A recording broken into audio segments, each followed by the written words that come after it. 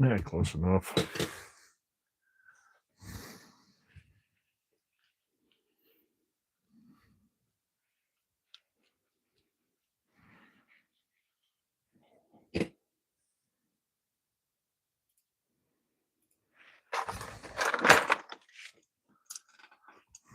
Whoops.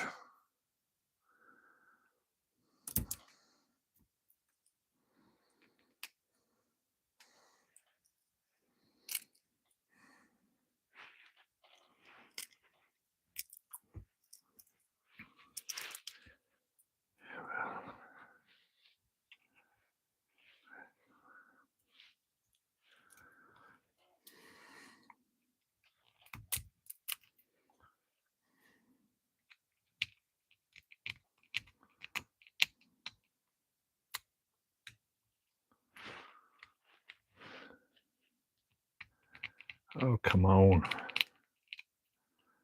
Stubborn mule.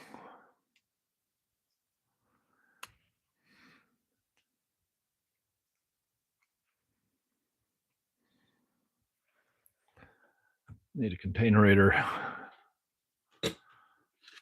Need a container.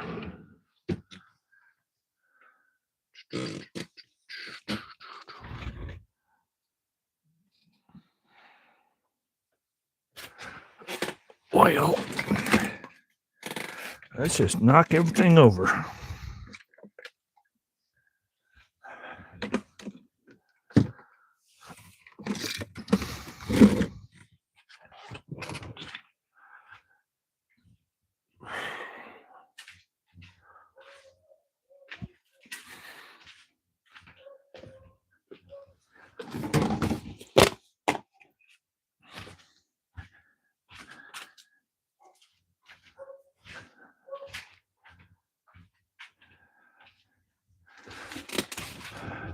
Whoop.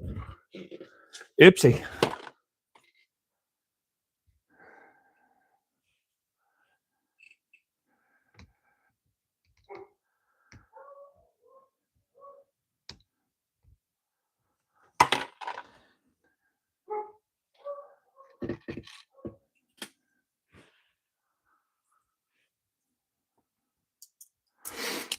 Come on, pry apart. There we go.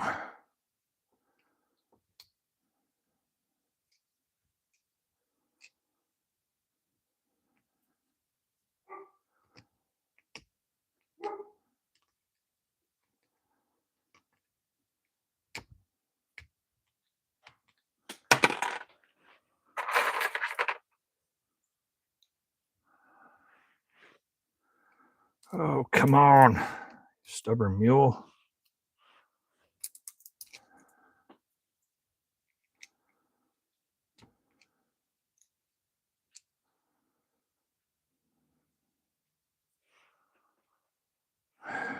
Well, before I get playing with the screwdrivers, I want to try to get some of these screwdrivers hoed out. I got to deal with my 3D printing. If I don't, I'm running ABS plastic. Since I'm making pegs for my stuff here, if I let it, it just stopped the print cycle about 10 minutes ago. So as long as I get to this and get the supports off it before it actually hardens, then I don't have problems. But if I let the support, which is trash, so that way it doesn't damage the pins or doesn't cause everything to shift during the print cycle, that it'll get on there, it won't come off, and then I'm SOL. I've ruined quite a few already because I pre-made these 3/4, but I had them sit in a different orientation, and by the time it got done with probably 3/4 of the way through, it ended up ruining everything. So it took a little trial and error.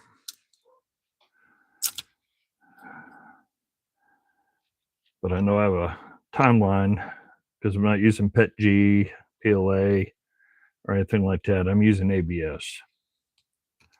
So I know ABS is solid. It'll be more than enough to support tools. Playing a couple different styles. So here's the first style I had. Was playing with. Works fine on a 1/2 inch till you get to the bigger 1/2 inch, and then you got metal on metal because the screws are above surface. So I found another one. It's got a recess slot. Even with the bigger ones, it no metal on metal. So I got 1/4, 3/8, 1/2 inch that I'm processing right now, making a bunch of pegs.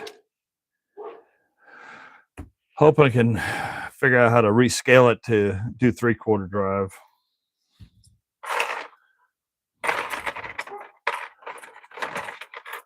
But I'm just hoping to get my supports separated. I didn't realize. I thought I thought this print was going to last a lot longer than it actually ended up happening. And as you see, the supports aren't coming off properly because I had to deal with the dogs, get everything prepped that I kind of goofed. I forgot that the print cycle was ending. I usually try to grab these as fast as I can.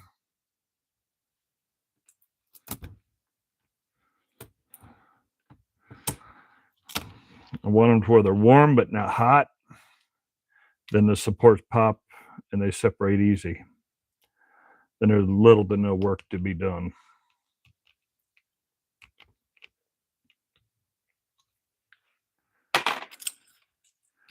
Probably should have got a junk container for the trash bits.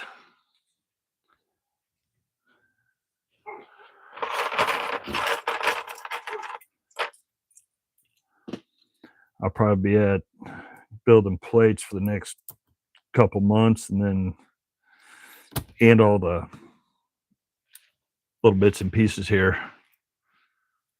Hey, Danny, how's it going? Oop, that's trash. So I want to get plant. So what happens if you try to do multiple things at once and you get things out of sequence of where you want to be, where you need to be? But whoever designed this set that has the recessed cup for the screws did a really good job.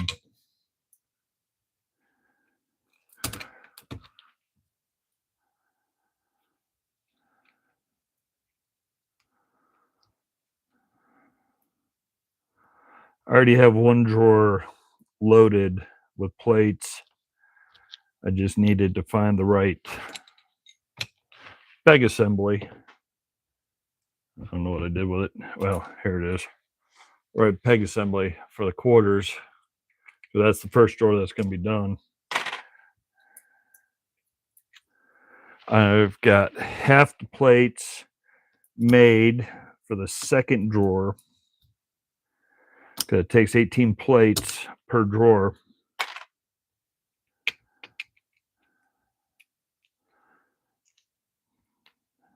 And then the fun part, trying to transfer all the sockets over to all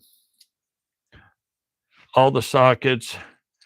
Hey, Doug, daggone, everybody's in the house. Woo! Awesome.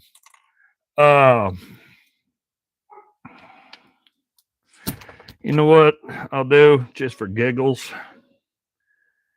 Enough, Remy. We have fox in the backyard. We got 4 or 5 kits. So my little beagle hears them outside and she goes bananas.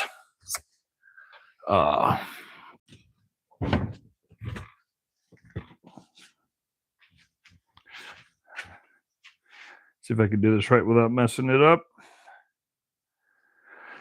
So there's that old Snap-on box that I got with the big vise and all that. So this drawer right here is going to be strictly quarter drive. So I'm alternating checkerboard, and that'll have green for metric, neon green for metric, neon orange for SA or something like that. And then I'll secure it all there. I got 4 drawers, so it'll be 3/8, ½ inch, and that'll be 3/4 drive. And then I'll have the top 2 drawers just for ratchets. That's the plan, that's the concept, but there's a lot of trial and error, a lot of mistakes. And trust me, I have made a lot of mistakes. I have wasted so much by getting the cart ahead of the horse, or getting rambunctious and not paying attention to orientation, putting supports on it, and it become an epic failure.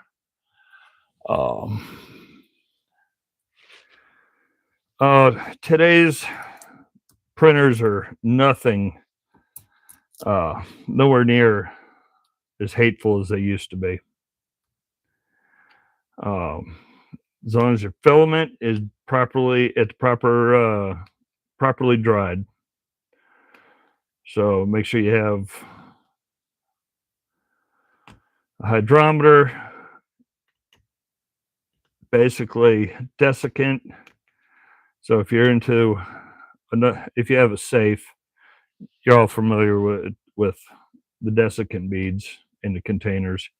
Basically, it's the same desiccant. Oh.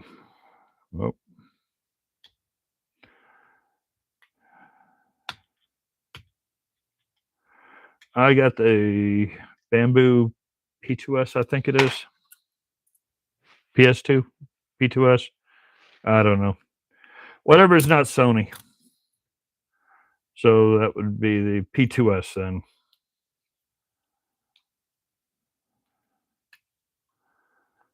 But in the short term, I made some silly stuff.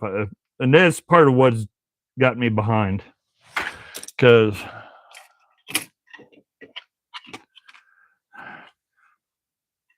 I had to make a Bigfoot that holds a marker.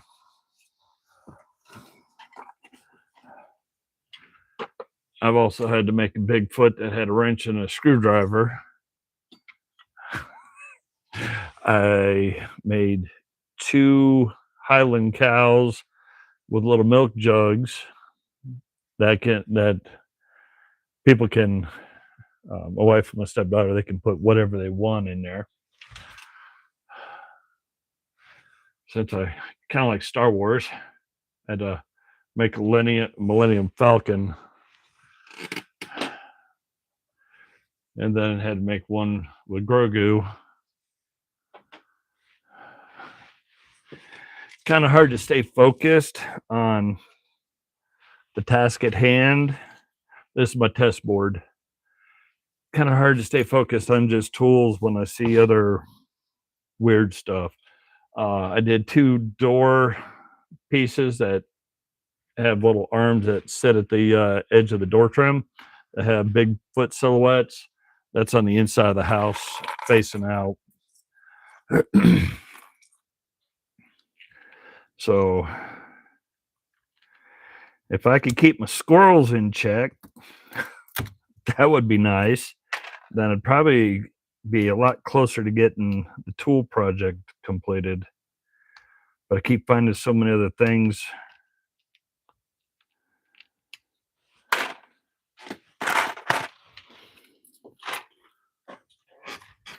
I got too many of these to deal with, so I think I'm gonna put those on hold. As soon as I knock these 3 off, it'll be time to clean some tools. I ain't got time for this. No.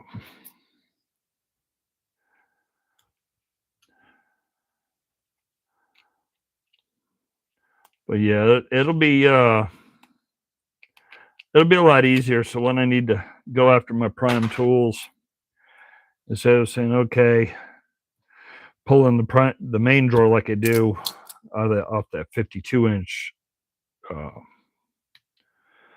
that I can just say everything, all my quarter sockets, no matter what they are in one drawer, 3/8 in another, 1/2 inch in another, so forth.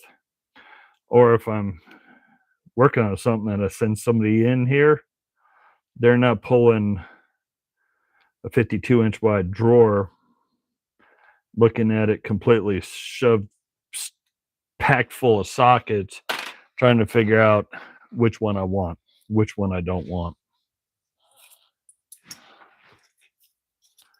So, okay, I've had enough of this.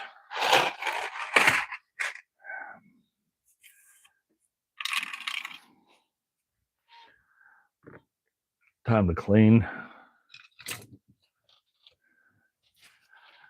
I'll just hope that the rest of that stuff breaks down later on.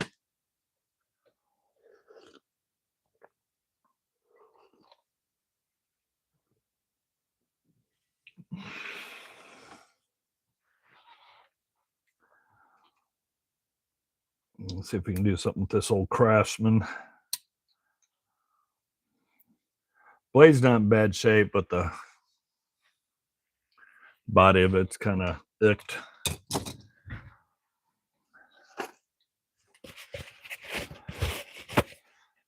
I need more paper towels.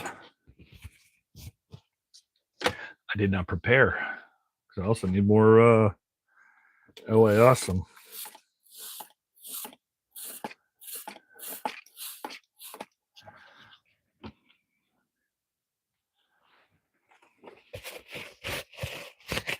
Well,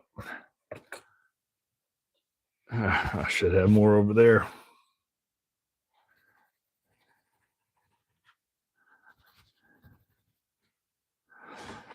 This is one of the screwdrivers out of that Snap-on box.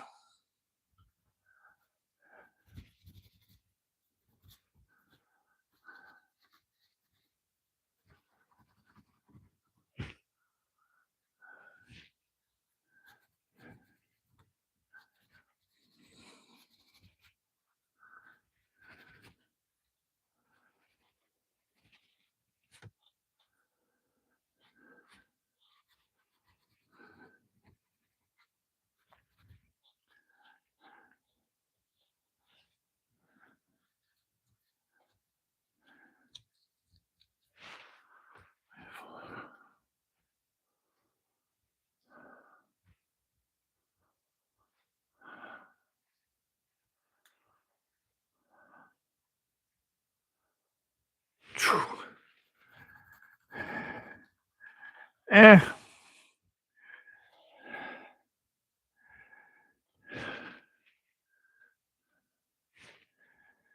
Never know what's going to happen till you put it together and try it.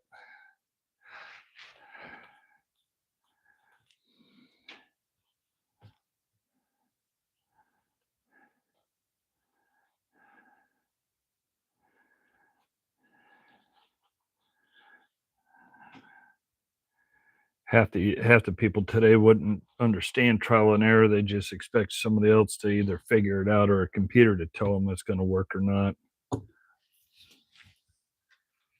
They haven't done the will it work or will it explode?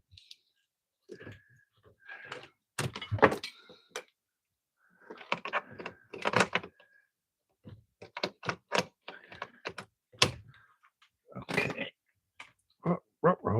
Okay.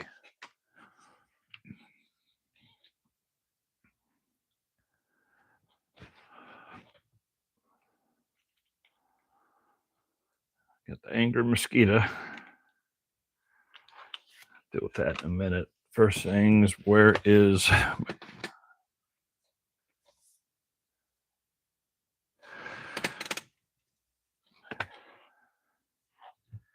I have done oh, there it is. I'm about to say I've done lost half everything.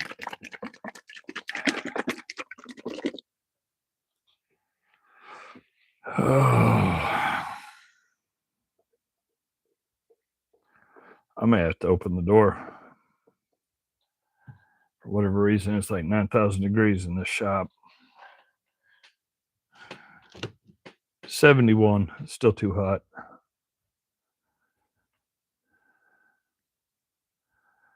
Bad enough I got to work in that mess.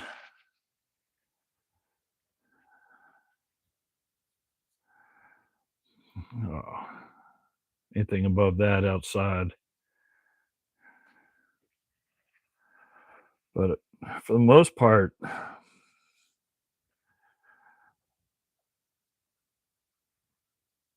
don't know what it is in LA Awesome, but it does a very good job cutting through a lot of the crud. I've used it on all my tools, from Pittsburgh tools to practice working on, that I've given away, up to instinct handles from Snap-on. LA Awesome has not done any damage to any of my screwdrivers. It has not done any damage to any of the grips on any of the pliers either.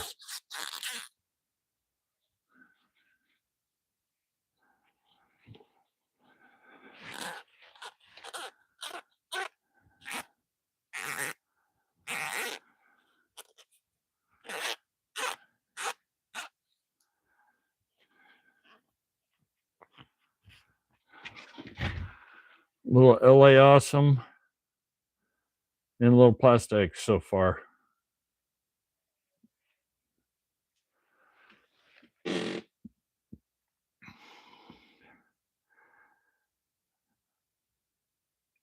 don't know if I'm going to really go too much more. I might just do a little more scrubbing with that, and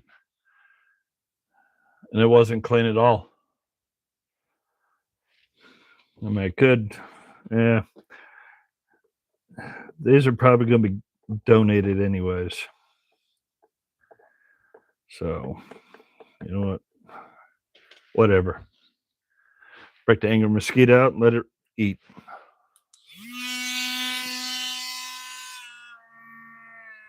Bring the RPMs down. I don't need to cook the plastic.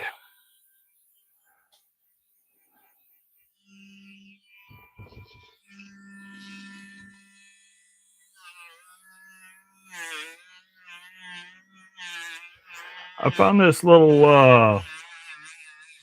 what is it, 250, I think it is? 2050. I found this.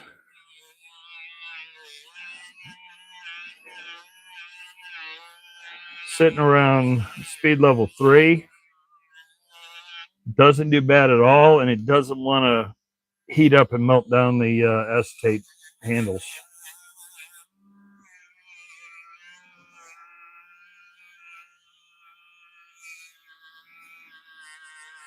Now, I'm saying that I have melted down a few acetate handles, but I have sent a few to the scrap because I accidentally had the RPMs up too high. I actually had it on this one. It's got more torque to it. And it literally would eat through it like sandpaper. This doesn't have a lot of torque, and what it'll do is, if it senses the load is too high, it'll shut off. It has an auto shut off on it.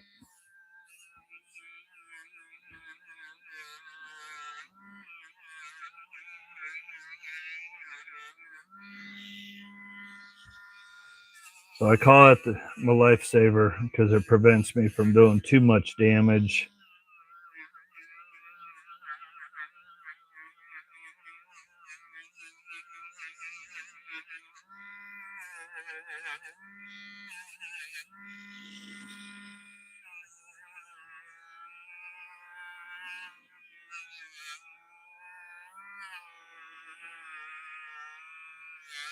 I know a lot of people don't like using felt pads on acetate because with most Dremels, especially the single speed Dremels, it'll burn. It'll heat up and burn it, or it'll dig in like sandpaper. It'll eat right through an acetate handle. So I know a lot of people prefer to use, I can get my little pads, little buffing pads.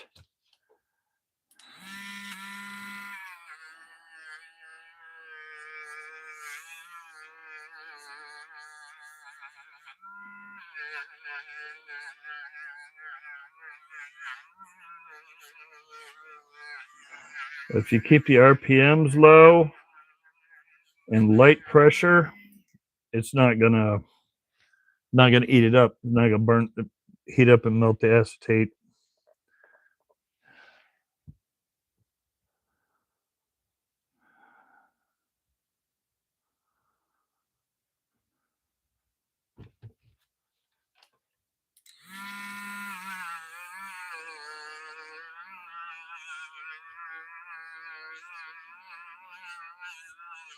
And if you're light enough, I ain't gonna say how many times I've screwed it up. Let's just say it's been probably 30 or 40 times easily. But you don't wipe out the print.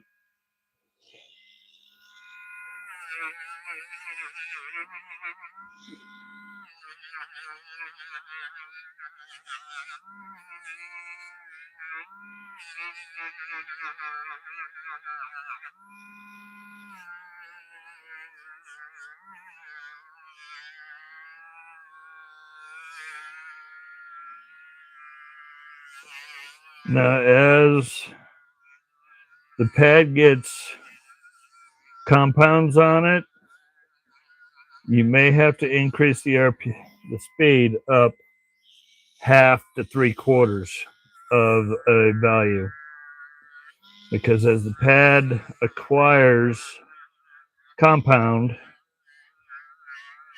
it heats up, cools as you're doing and transitioning stuff. It'll become really thick and tacky, and it makes it harder for the pad to do what it's supposed to do.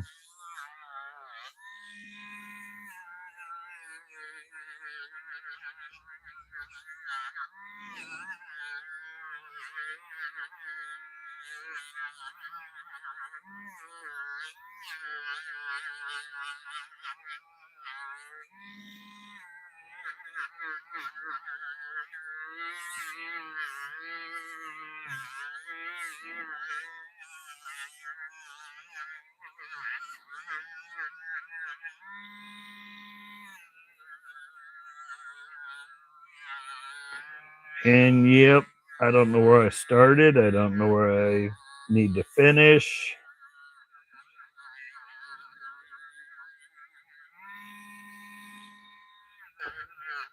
So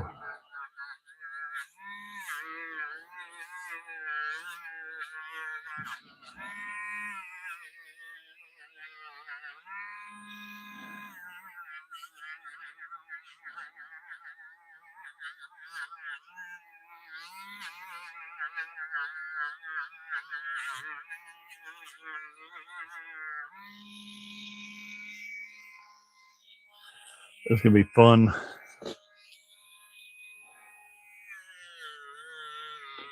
Trying to get it to the right position so I can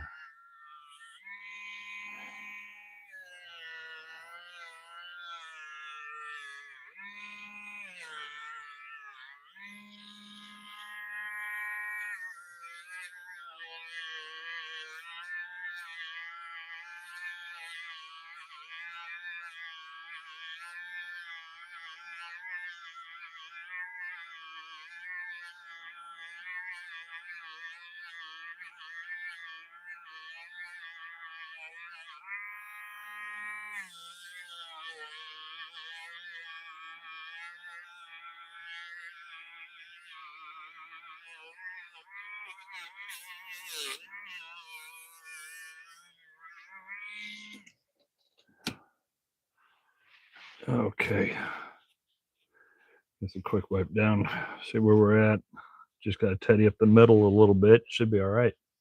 Should have one more screwdriver rescued.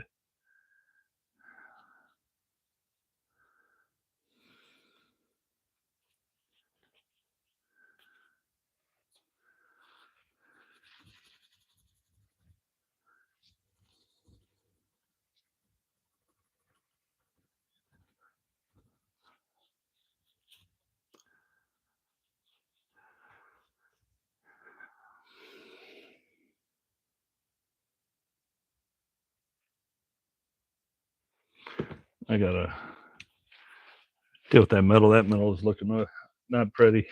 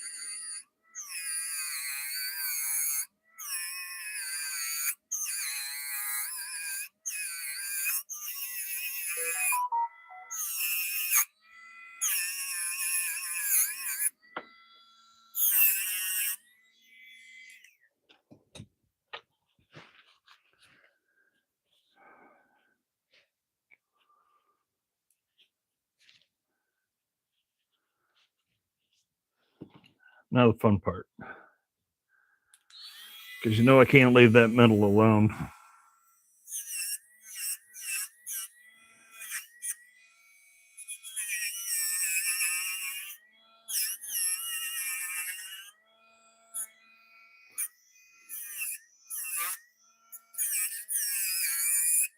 Yeah, I'm going to have to use something else.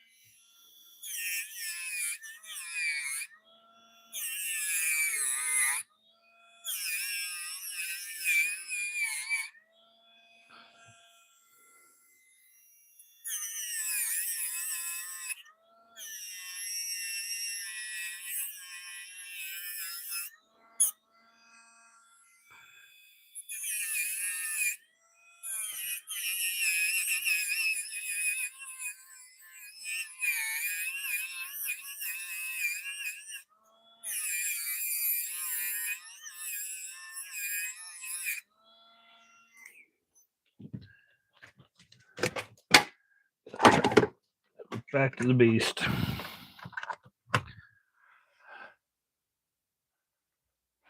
Cool. Don't work too hard.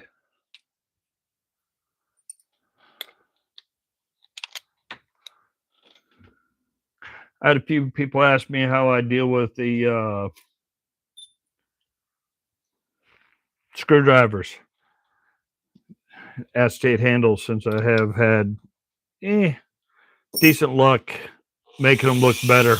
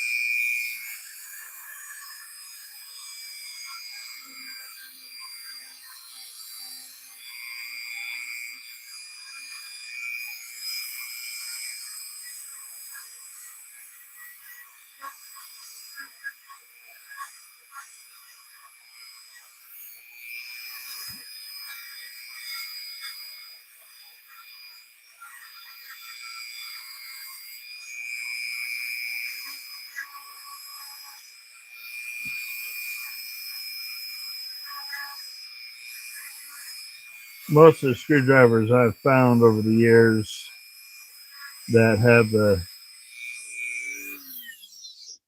indents for the pocket clips are always long gone. Okay, need to transition. I need to get these glasses off, put these on.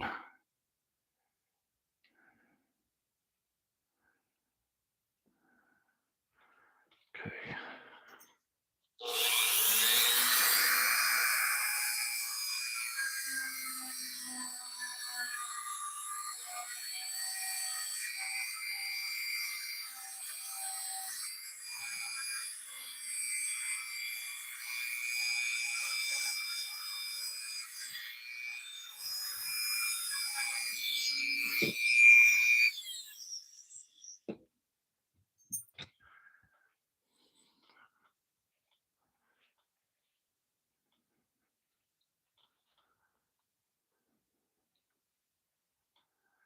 All right, see if that looks a little better. Hopefully. Oh, sorry.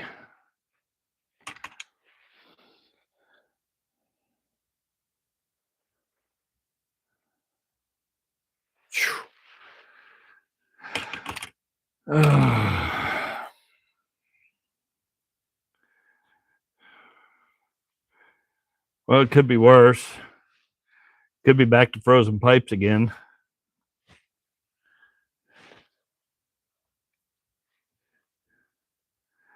Okay, so I need, because I just don't know when to leave stuff alone.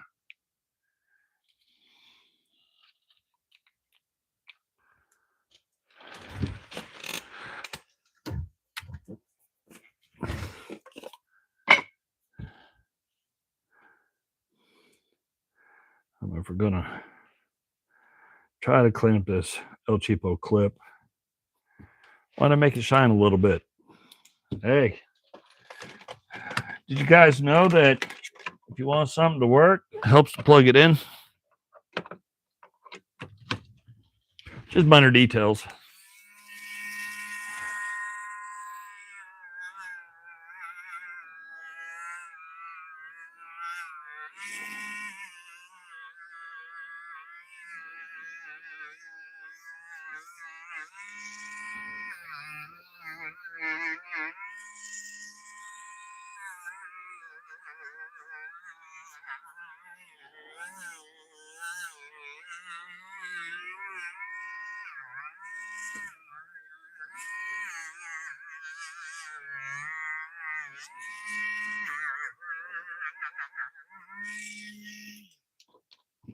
Okay.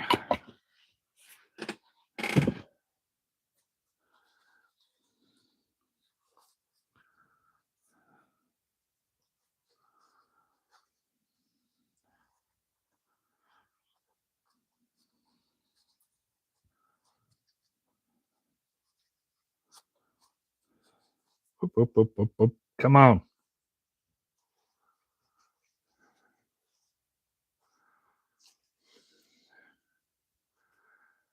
You know what I could do?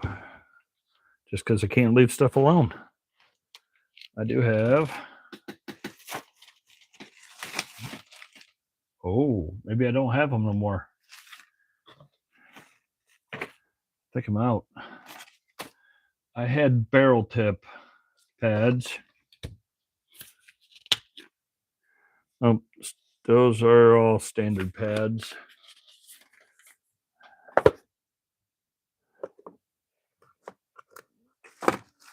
Oh,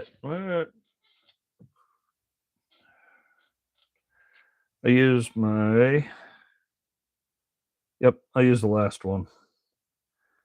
I got to order some of the little tiny ones, but I had some that were about this big that were bullet tipped, so they had a nice conical shape to it. You know,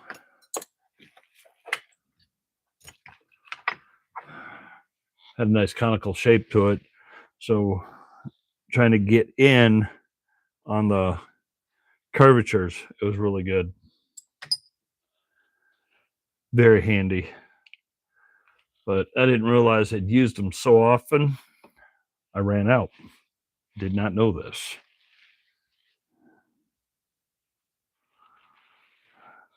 Dummy. Why'd I put that on this? I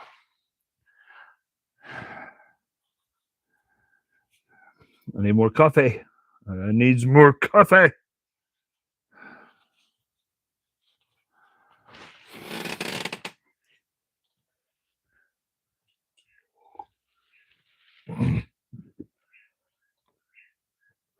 Whippoorwills outside.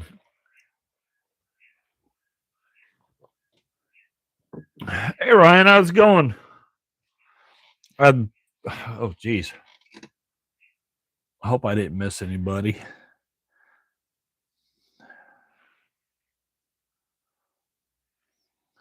Tom. You Daniel's son?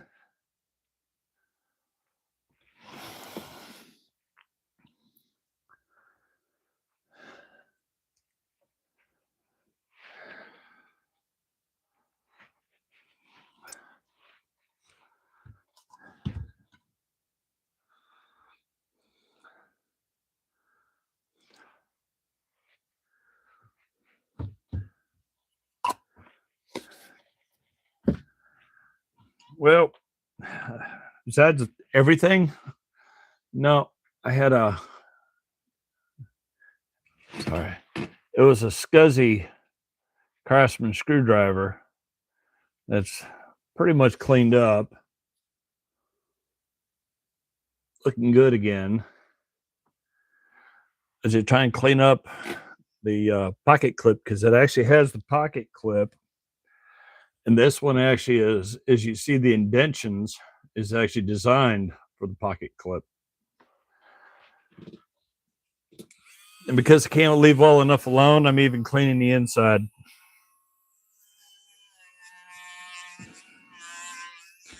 You'll never see it if it stays on the screwdriver, but it's still going to be clean and shiny.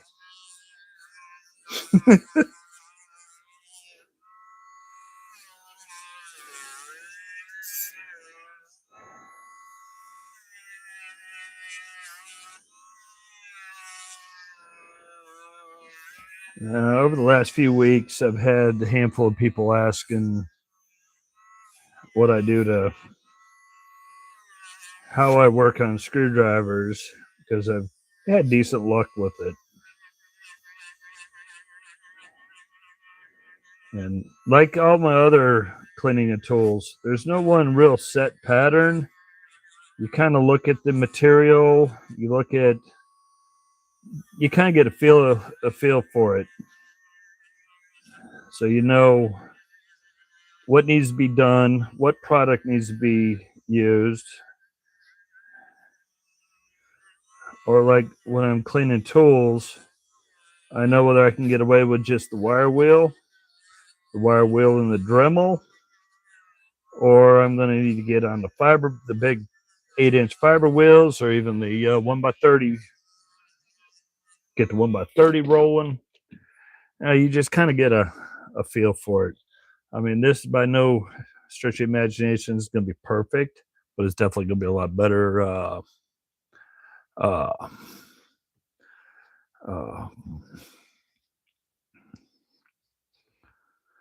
my squirrels ran away.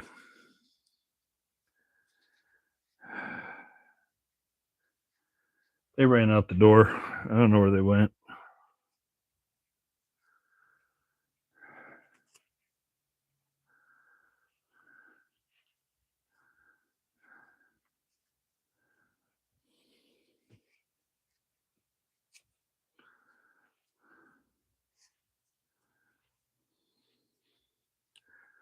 So even though it's just a little cheap junk metal clip, still got it looking pretty decent. Even the inside looks good. All the rust and crud off of it.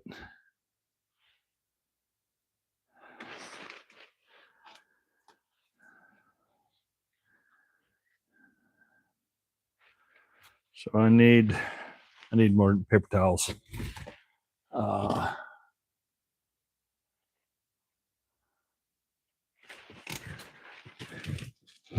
Ouch.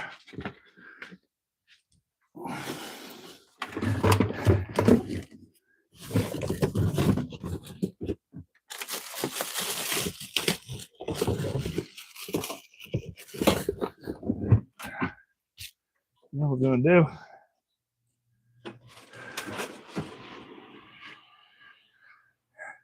Turn the fan on, get a little air out here. I deserve a little oxygen.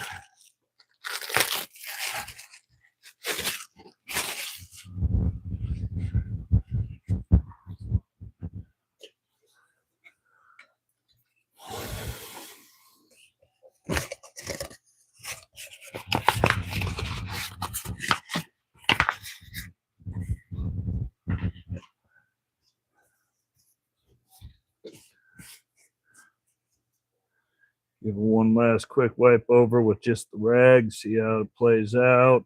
I mean, don't forget, it's just a acetate handle, so there's no guarantees.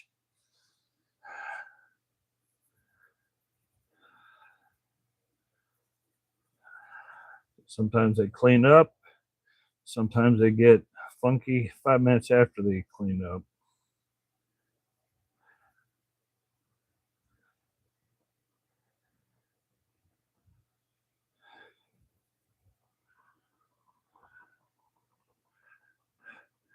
Be safe. Yep, can't wait for Jacktown. Gonna be a blast.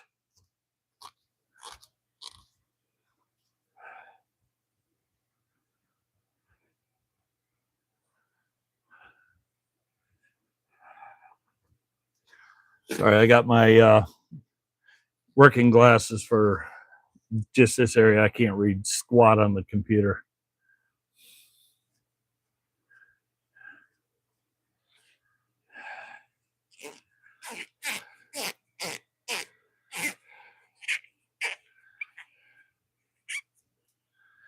Okay.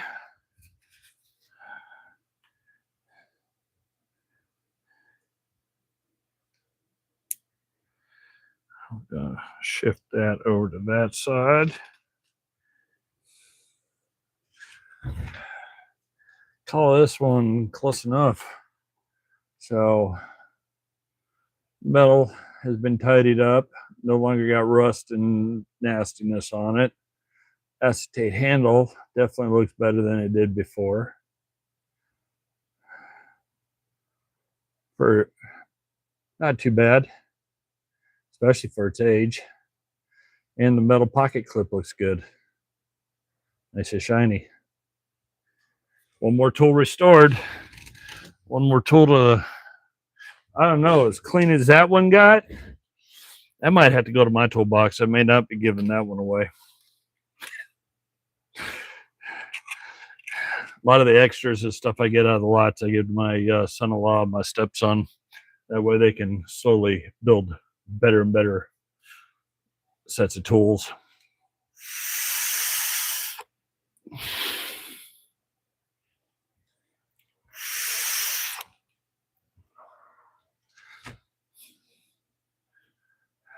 Now, If George wasn't working, he would know exactly what that handle was without even reading it. He'd know that handle just by the cruddy, nasty shape of it.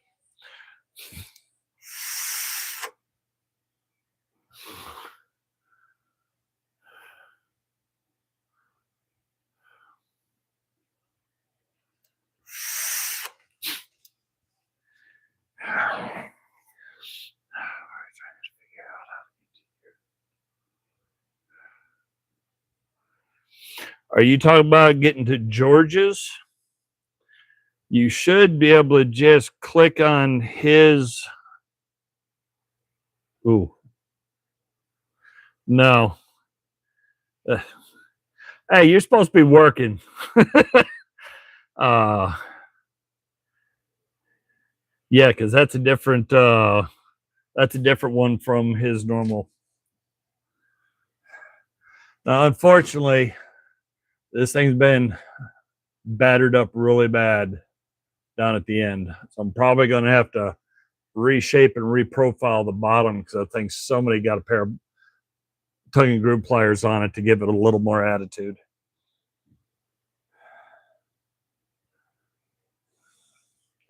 So I may have to give it my own custom shape to it.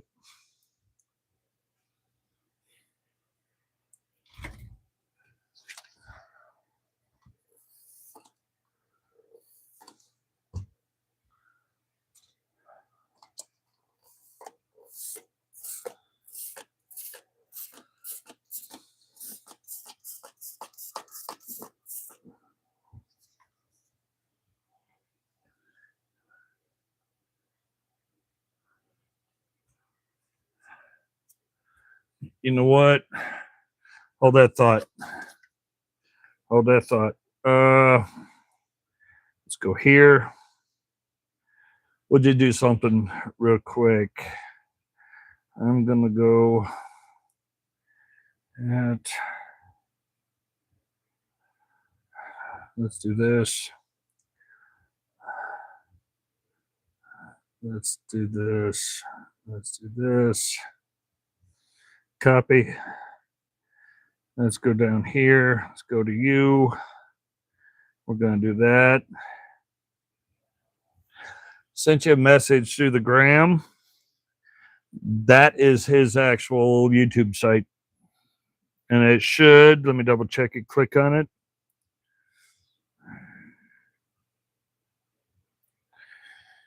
Well, I thought it would.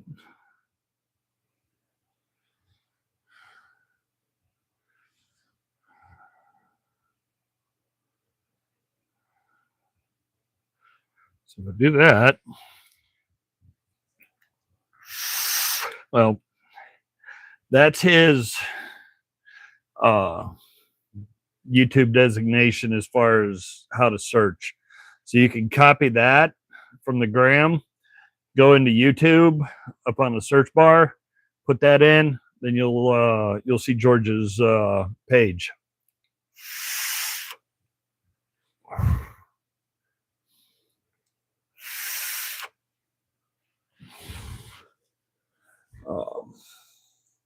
If that helps any.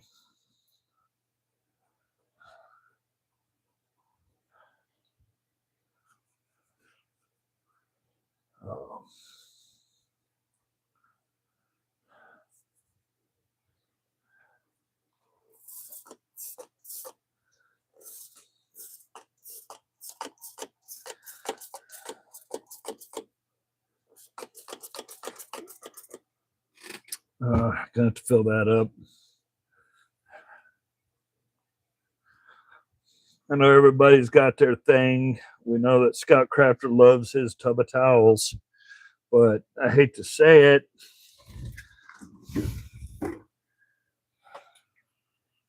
Huh. To be honest, I don't even know what I did with that container. I guess I. Whoa. I don't know what I did with it. See, I wasn't impressed with it. Is I got a spray bottle of tub of towels.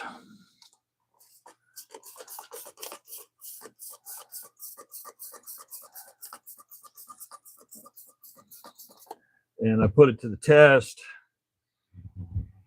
against my just the LA Awesome.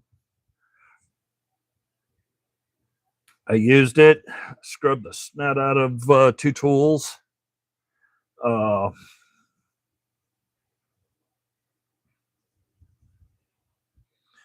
And it cleaned it some, but didn't clean it as good as I thought it should. So I went behind it with the LA Awesome here, and it was like night and day difference. Rags came out just nasty as can be. And it's just the LA Awesome a little bit, and this Proto's starting to look better, quite a bit better.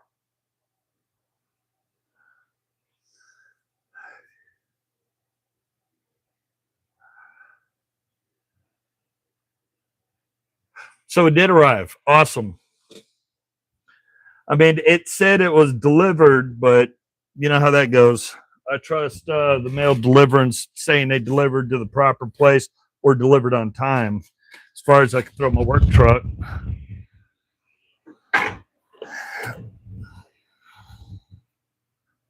So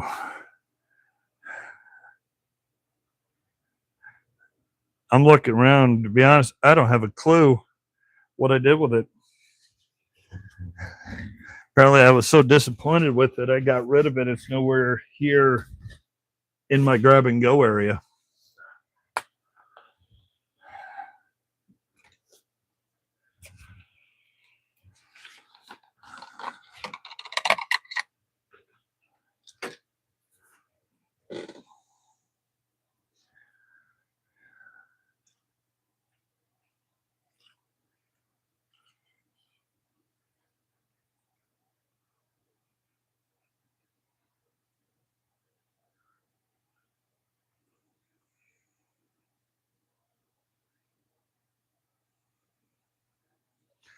Call that close enough. I don't need to make a mess. I make enough messes on my own.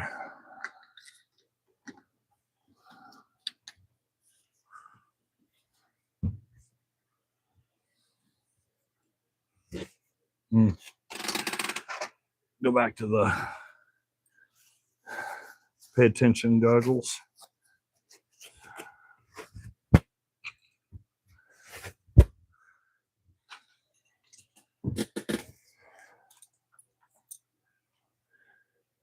Some of the 50-year-old steel wool.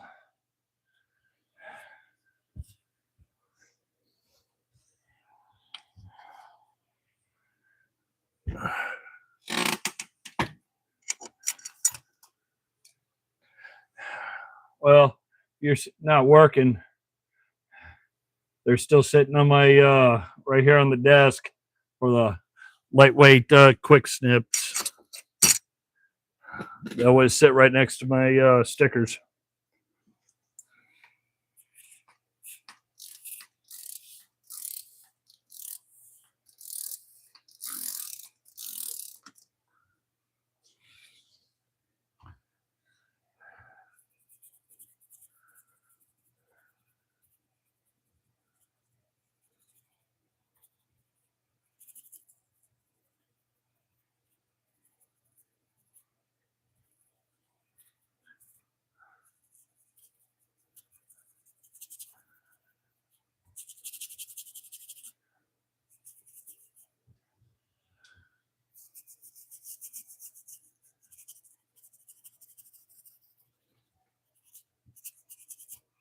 Nylon bristle brush.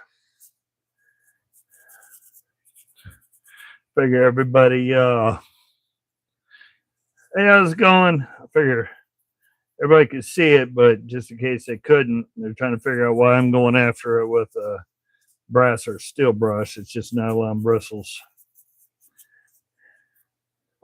Helps with the little nooks and crannies.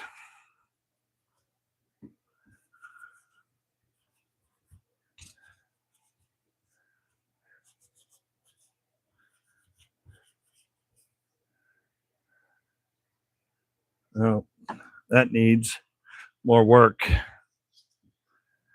because I'm not happy with that.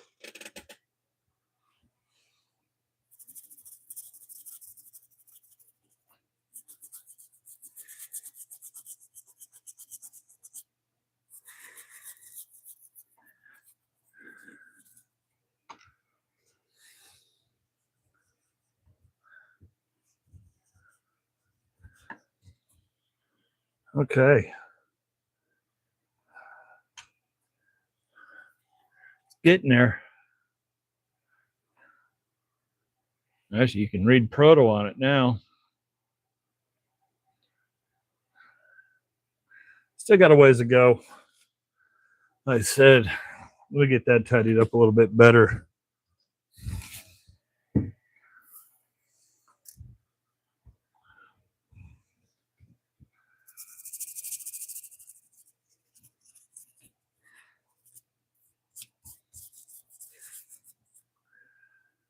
Yeah, somebody munched the snot out of this, the end of this one. So it's going to definitely going to be creatively modified.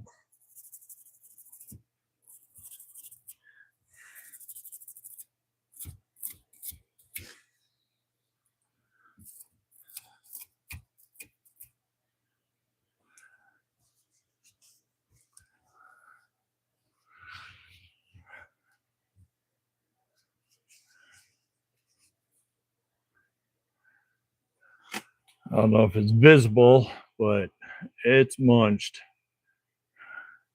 Real bad curls here, real bad curls here. Looks like somebody had to send this and smash it down into something. I thought it was a pair of pliers, but you can see the scuff mark now where it got sent into something that just literally turned and twisted and shaved the plastic up.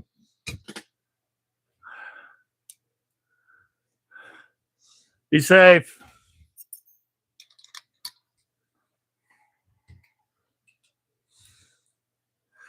I'm going to try to get creative and forget to put power back again. I know. I just need to have. Oh, okay. Need to get a drink.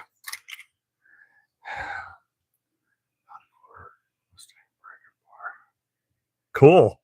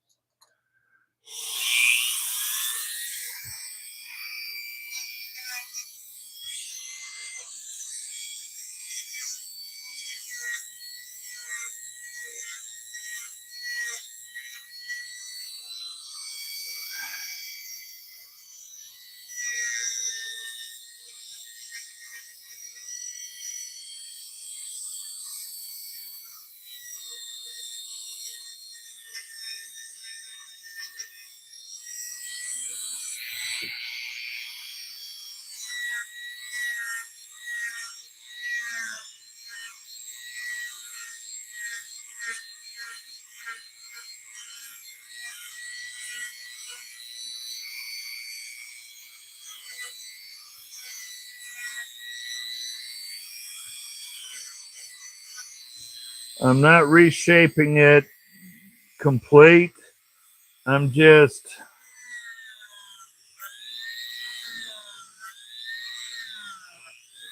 getting rid of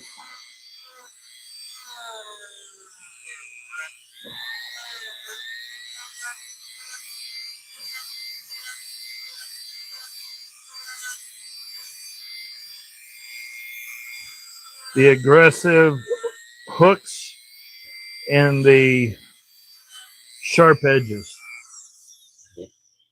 I mean,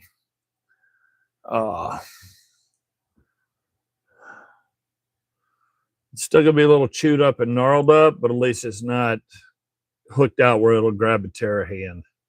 I just want it to look a little better. Still gonna look like a gemstone with all the facets where it got munched on. But for the short term, that's all it really needed. Because now if you go to grab up here at the top for some reason, it's not going to rip your hands apart.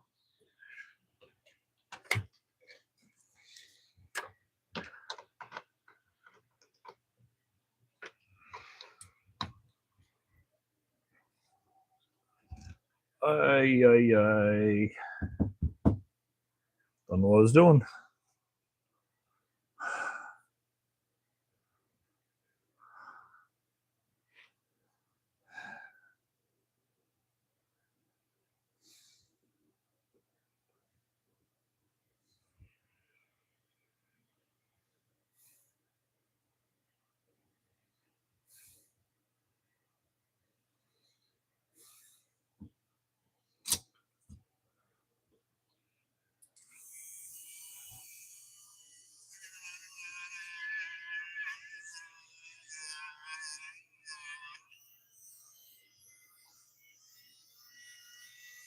A little bit more, or a little bit more of the Erpums.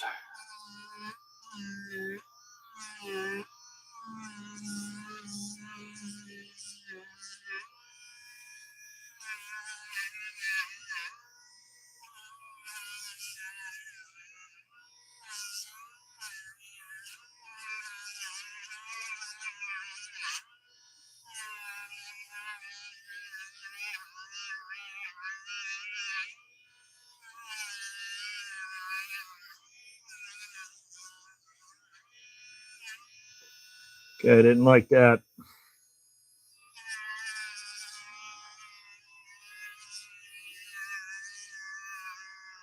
At no point in time should it have created that little puff of dust.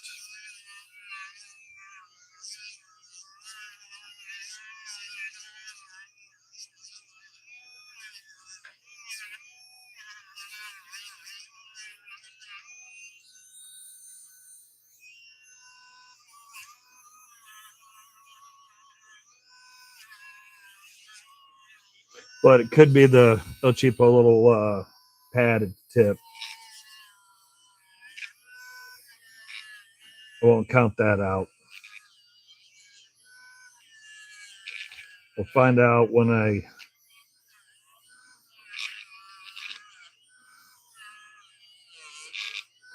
No, something ain't right.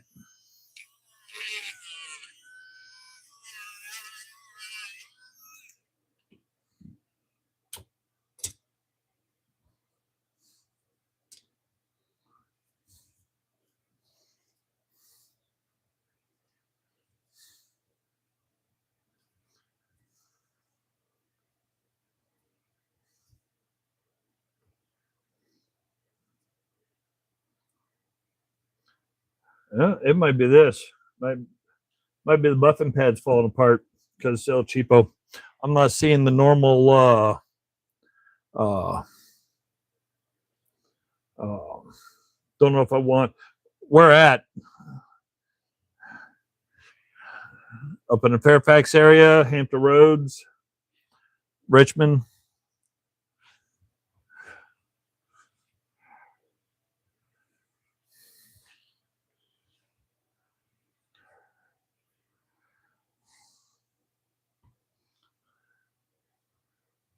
Nope, it was digging. Okay. Something, I don't like that. Not a bit. Not a bit.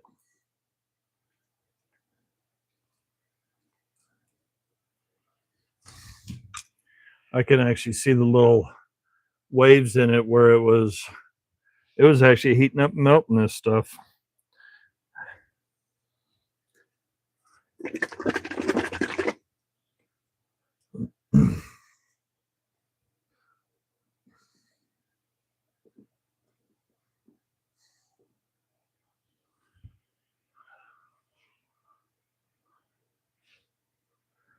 So it's probably southwest, probably down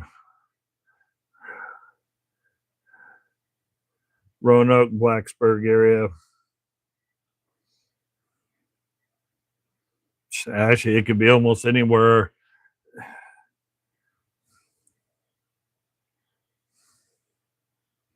anywhere on the western side as it slopes down.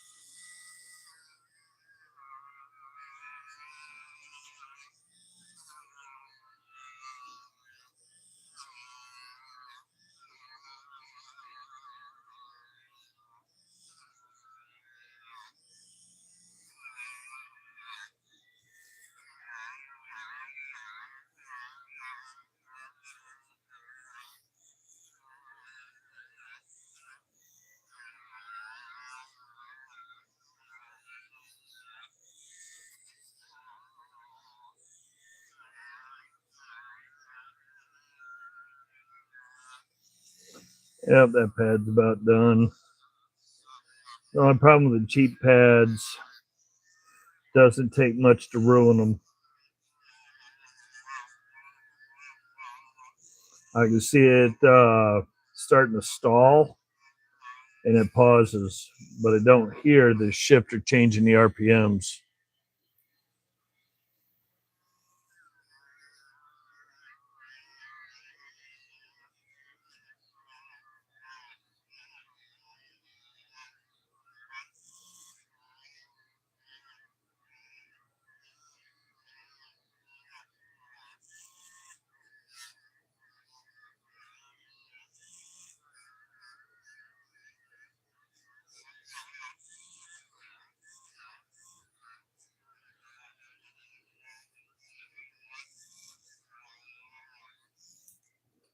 Okay, we're going to see if this is even going to be a pass fail or an embarrassment.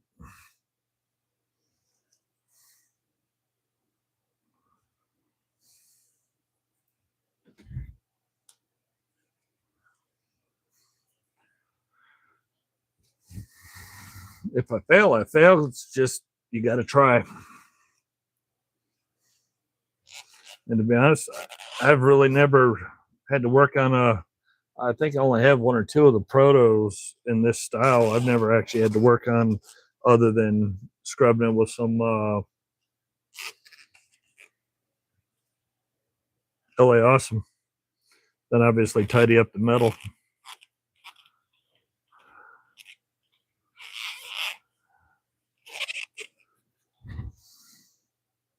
Yeah, we'll call this close enough. I'm not gonna get too upset. Like I said, the tip of it was all shredded, plastics peeled back.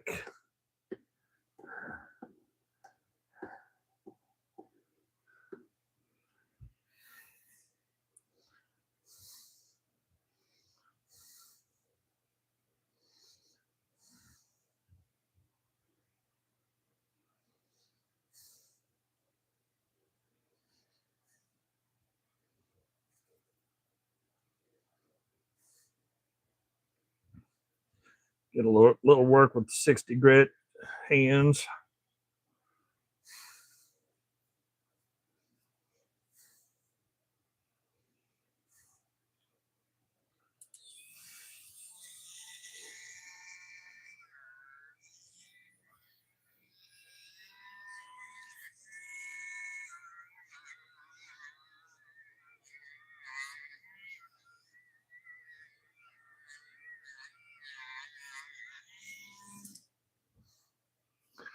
Oh, this pad is toast. That's what I get for buying little cheapos.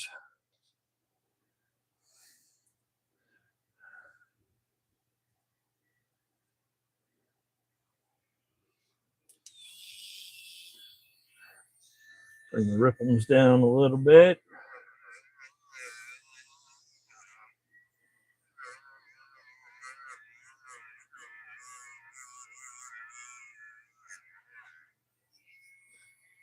So just a hair more. Just make sure I don't overcook the Overcook the handle, start digging in.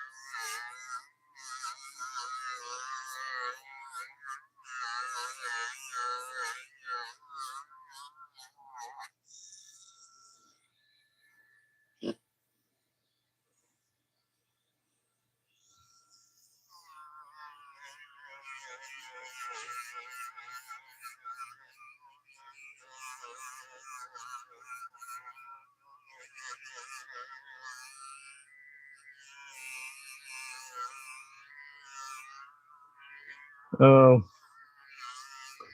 prime thing is your RPMs, the density of the pad. Do not let the paste dry up because it is acetate. If the paste dries up, it'll get tacky. If it gets too tacky with a dense fiber pad like this, you're creating an excessive amount of friction.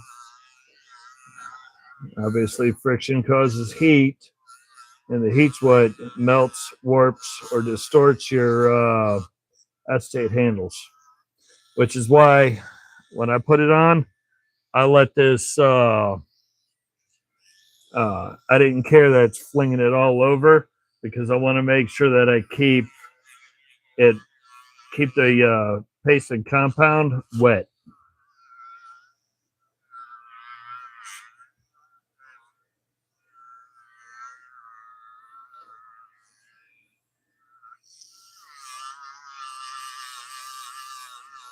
Because you want to polish, but you don't want to create a lot of friction and heat.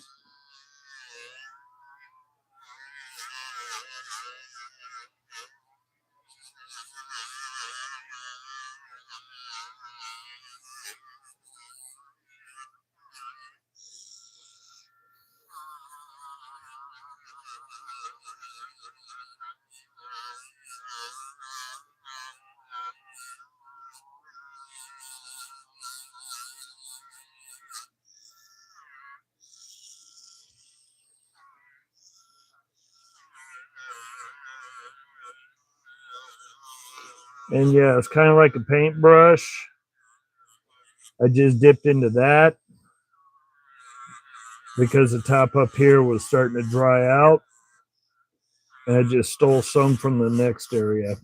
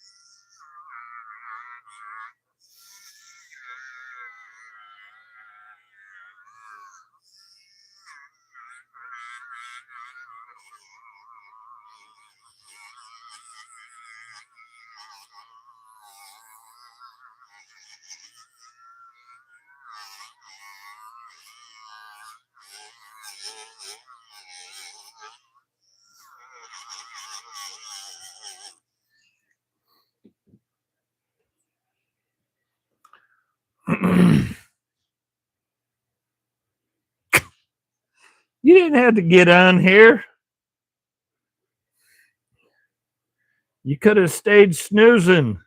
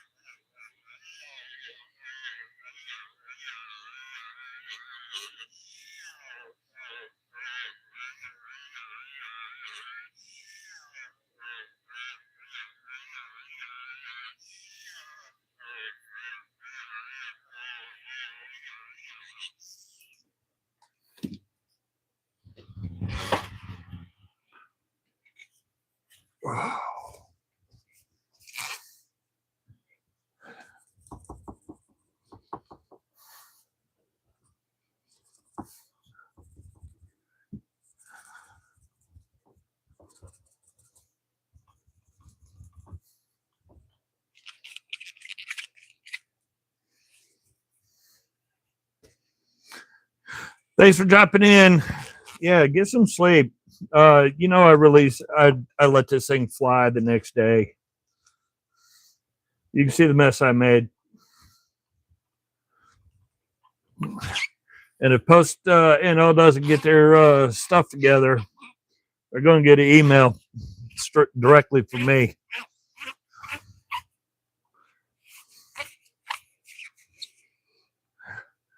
It's not done yet, but definite improvement.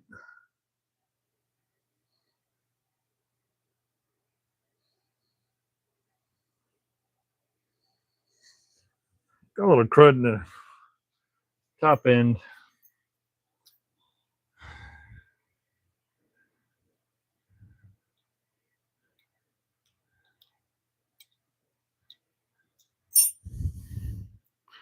Got a little crud down here, but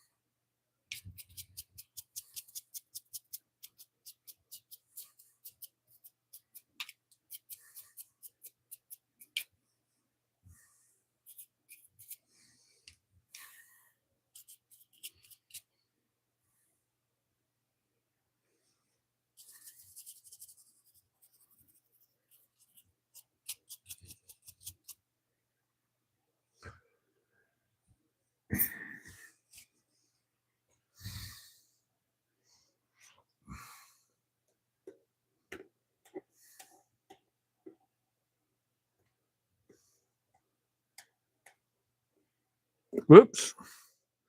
There we go. Make a mess because I knocked the cap over.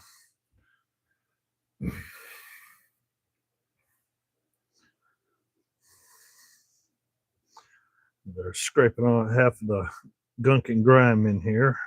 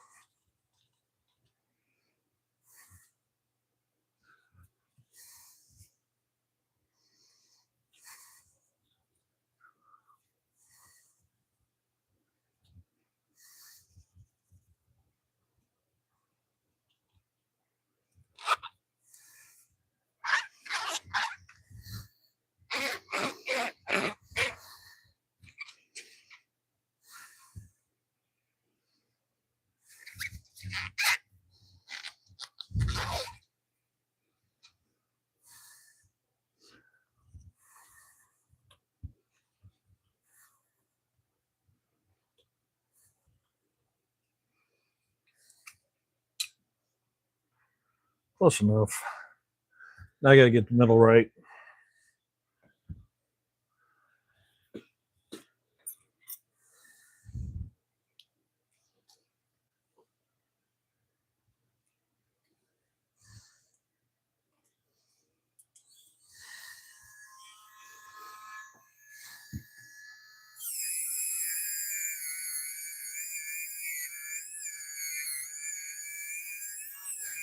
A very slow process.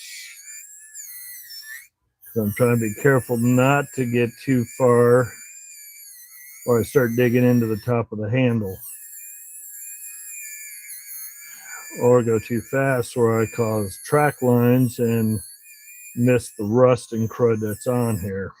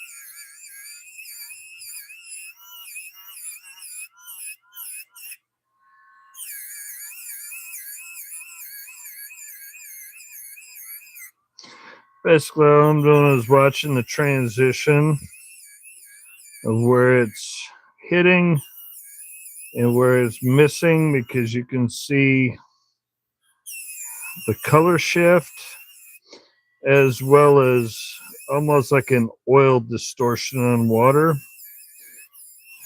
So as it's rolling over, you can actually see kaleidoscope effect of a section that was missed.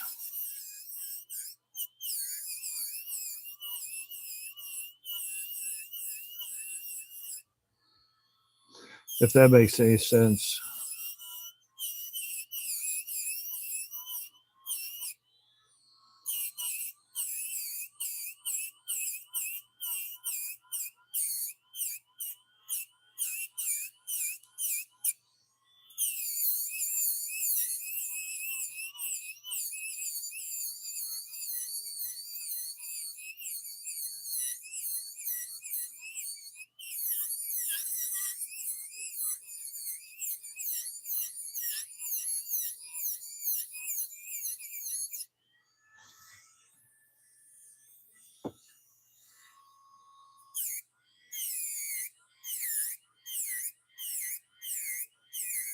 getting into some of the heavy rust now.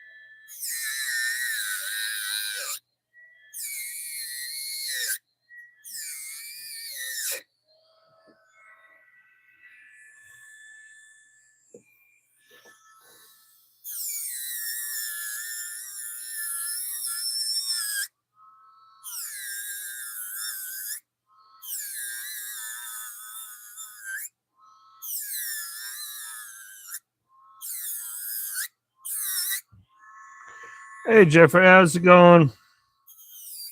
Yeah.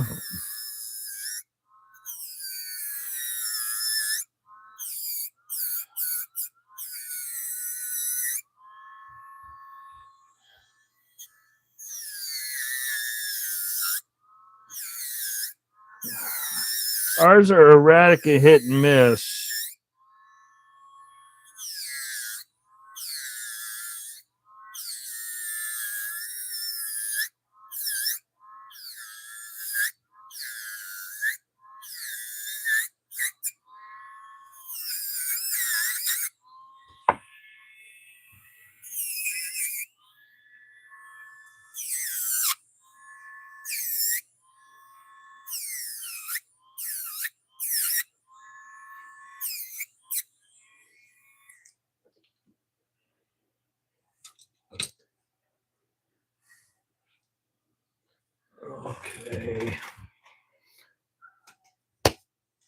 Paper towel.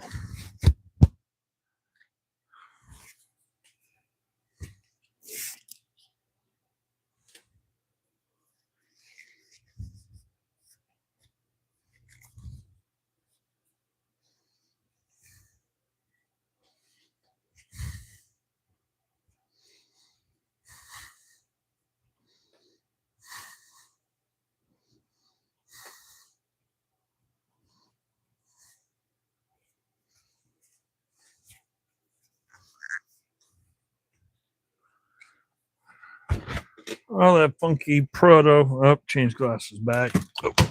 And there we go. Drop my box in the ground. Let's see how much more damage I can do to it tonight.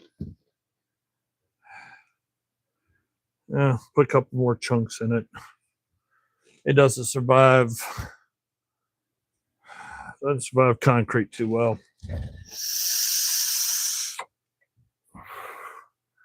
So there's that proto that was all rusty and all scuzzy.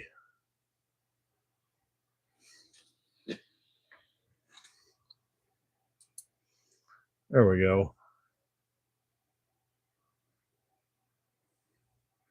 I can turn this into a little night light.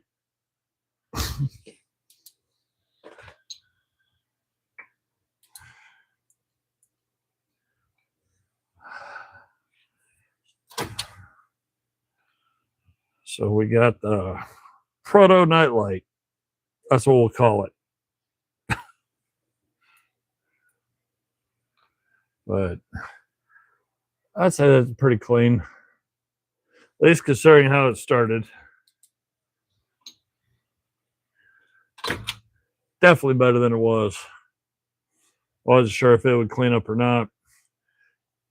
Like I said, it's still chunked up here, but at least it smoothed it out where it's not peeled off with a grab, rip fingers.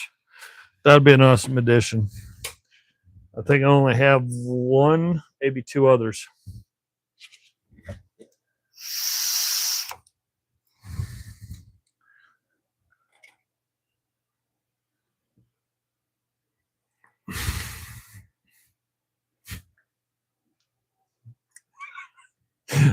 Figure Jeff would get a kick out of that one.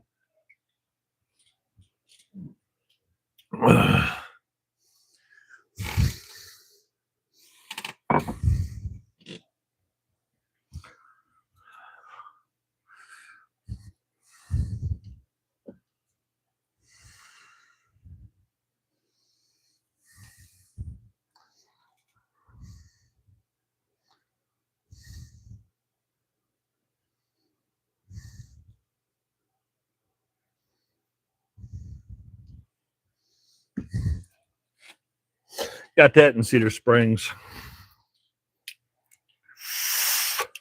Yeah, a few years ago. That's my second go-to coffee cup because that'll hold, I think, 14, 16 ounces. My other one was my Cafe de Monde cup, but that fell and cracked. And that was a double cup. So that would hold, I think, 22 ounces of coffee.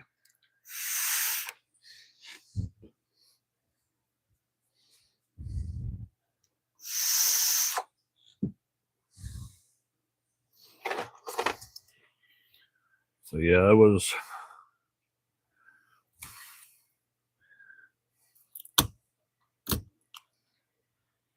cool. So apparently my tinkering with settings, yeah, well, I spoke too soon.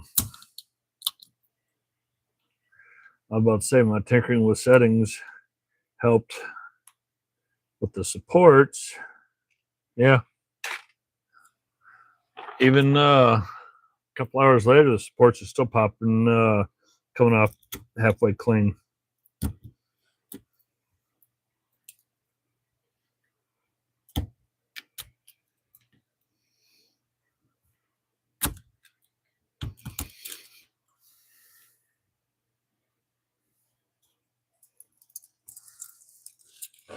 And I had to go and open my mouth.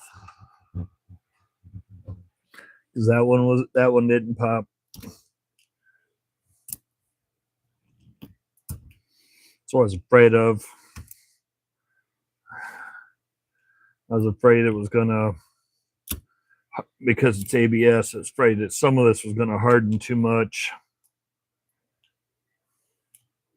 and not release. That one, when the supports came off, it literally took the pegs right with it. Just sheared the pegs right off.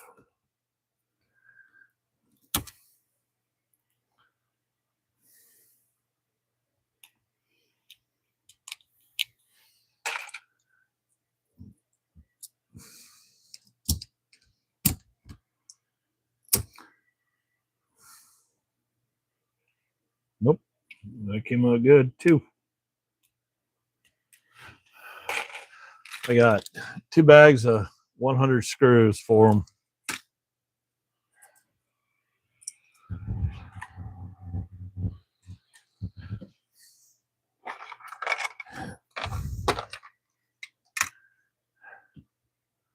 I don't have a quarter up here other than one little tiny one, but I do like them. I like the way they center up. Got a pin to hold one side, the screw to hold the other side into the board.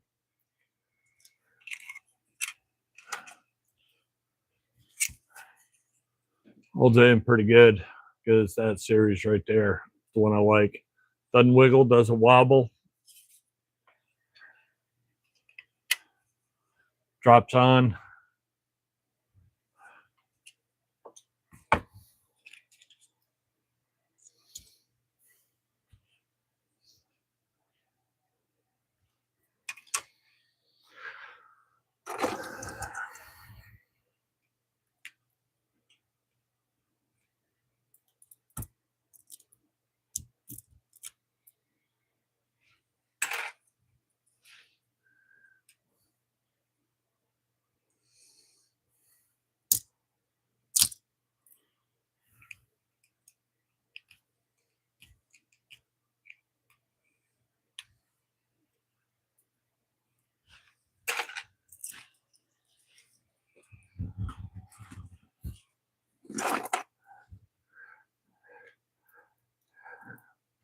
I probably have, geez, I have no idea how many I'm going to have to make to cover just my prime sockets. This is not for sets I'm making or anything like this. This is just my prime go-to sockets.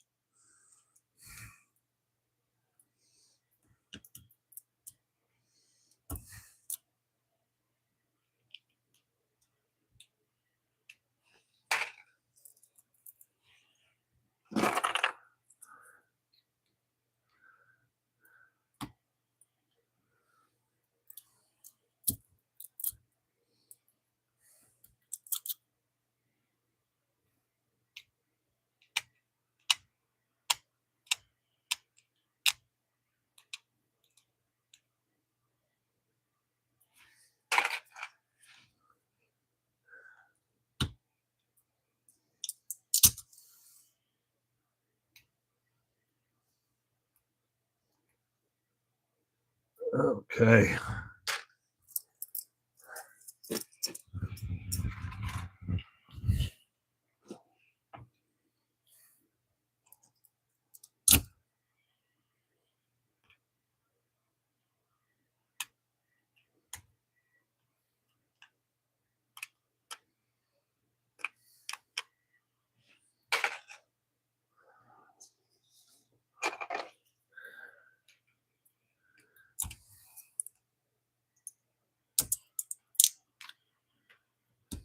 Oh, this one's not going to go well.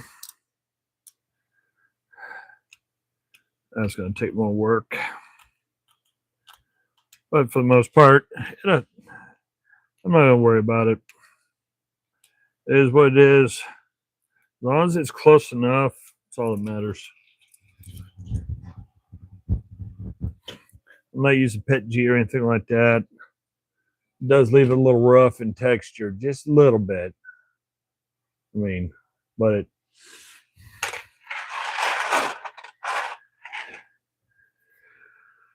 I'm probably gonna need a couple hundred each size, and then try to figure out how to make 3/4.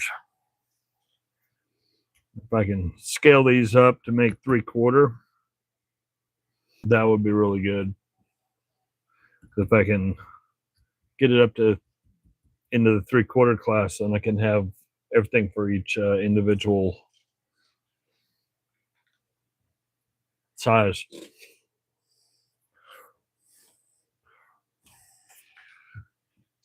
Had to get away from the handles for a bit.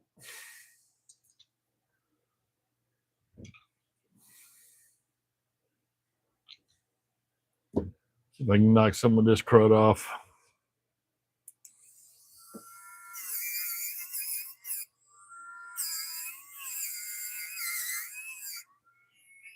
Yeah.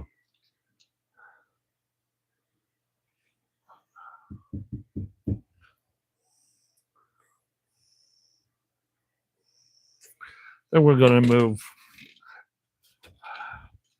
the cruddy plating they put on this scraper. I'm going to have to reprofile that later, but I want to at least clean the metal up before I even attempt the handle, because if I can't get the metal right, ain't no use to spending time on the handle.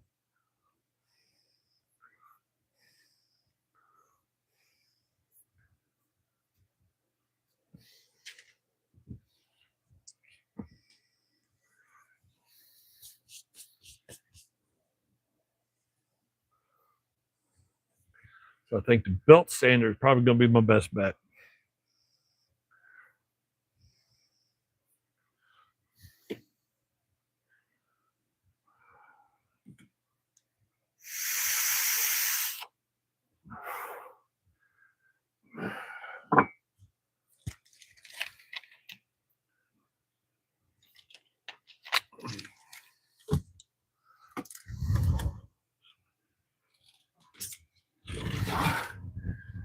This will be fun.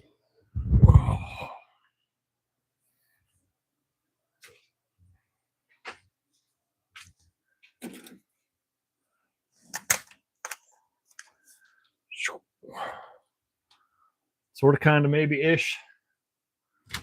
Hopefully it's there.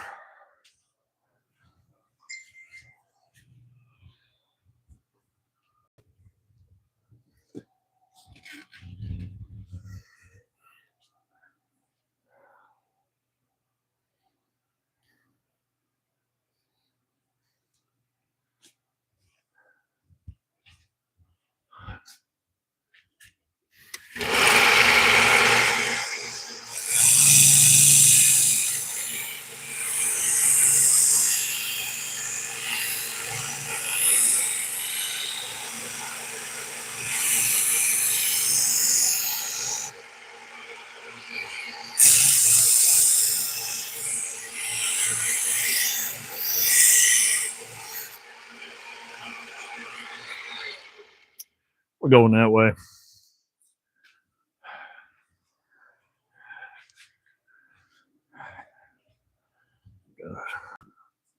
Make my way through the disaster area.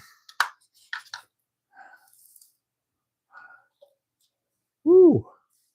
Can't find the grinder.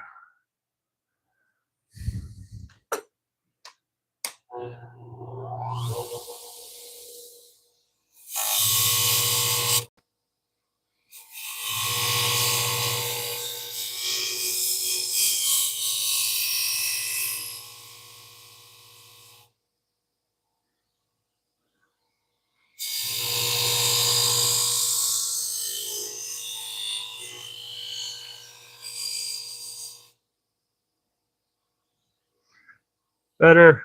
Got a little warp in it. That's my fault.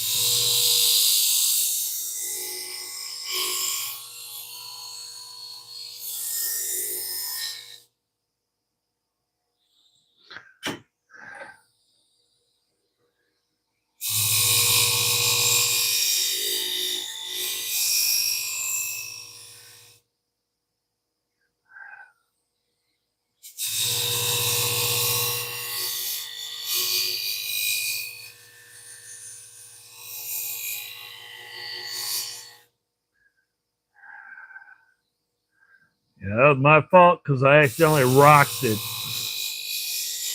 I didn't have it level like I should have had it.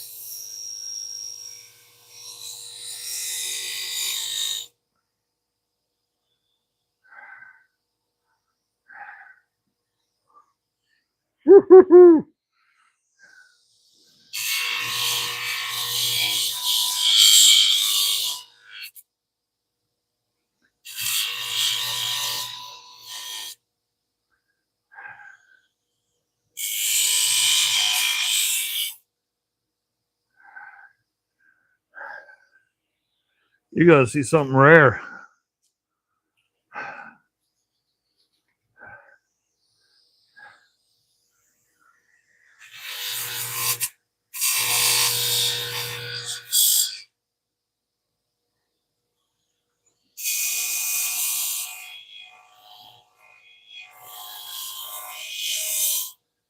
It got hot, really hot, real quick.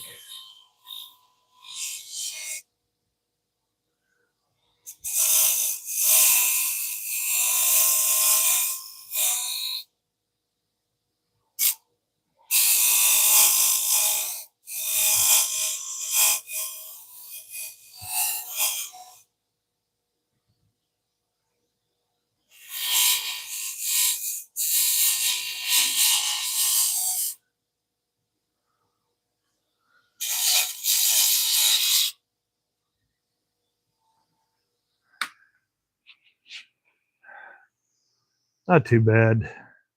Got some heavy pitting right up in here, but at least it's fairly smooth.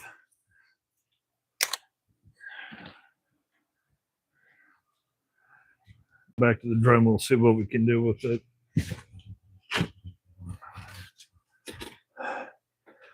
Hey, how's it going? Okay, I think I'm back. Woo!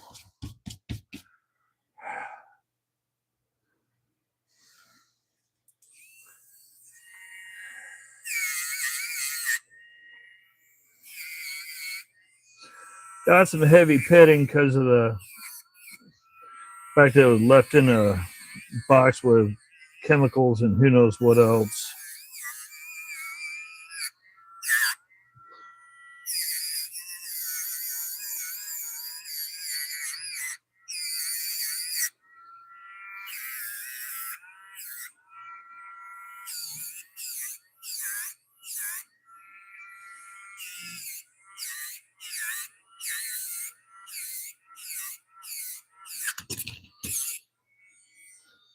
Well, fine, be that way.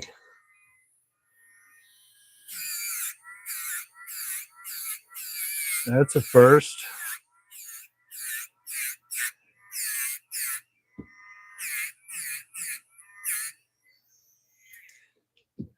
Oh, with the compounds on my hands are like super dry right now.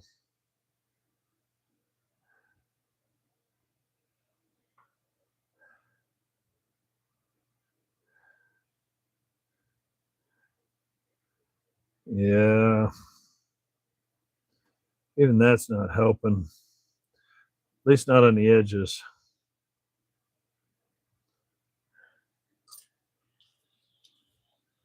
Let's see if the wire.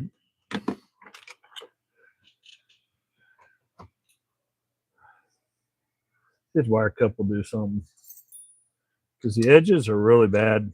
The plating is coming off.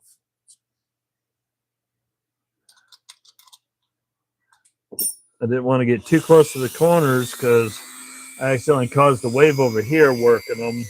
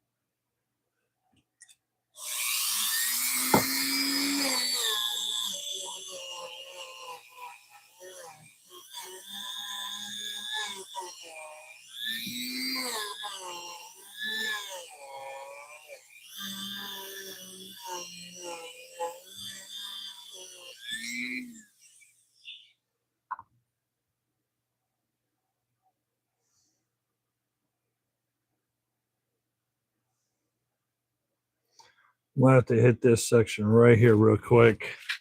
Instead of hauling you guys over there, I'm just gonna run over and try to hit it. Hit it with the 2000. See if it'll help.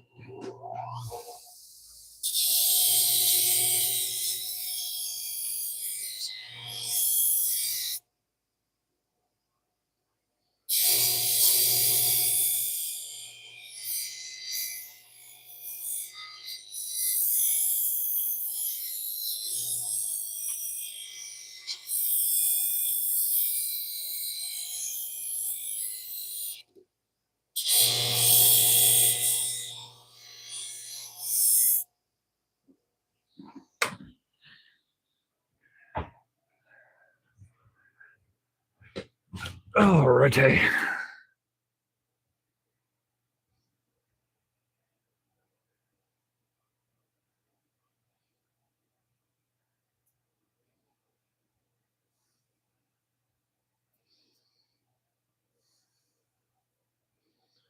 That'll work. No more rough edges from the blown up chrome. Well, I'd say blown up chrome. It was just little micro flakes of chrome. Unlike a lot of wrenches where the chrome is horrible and explodes, it's I do have a couple of pieces, right? Or I wouldn't say pieces, a couple of spots right there that grab, but that's where it's actually been hit and wedged in. So the metal is in decent enough shape. That'll have to be worked on at a later date because I'm gonna have to measure it, get it level. I don't want it crooked like it is, and I definitely don't want it all toothed out like it is. Of course, it isn't going to be back to perfect shape, but it'd be good for scraping stuff. But it's definitely not going to be using it on a something that is super detailed. So, since I got the metal close enough where it's not going to be too big a problem, see if I can tidy up this handle a little bit.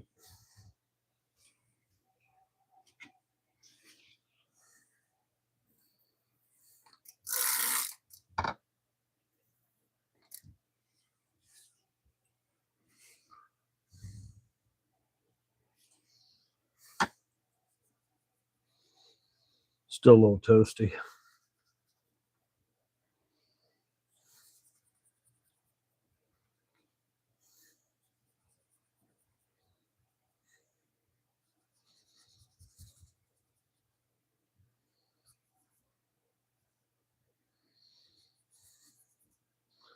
I mean, to think this is the one that came out of that drawer that I had to mop up a bunch of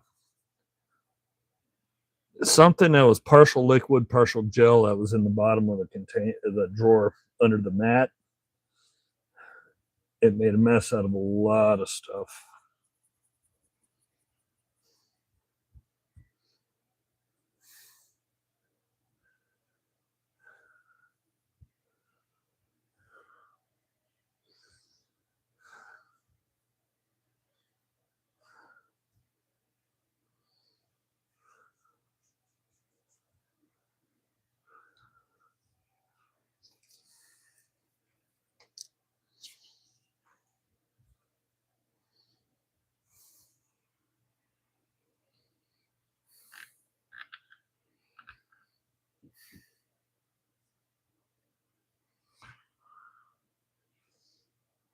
There we go.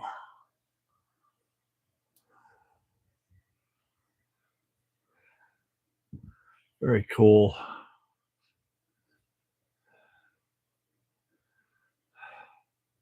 This is not gonna be super shiny, but it'll definitely be cleaner.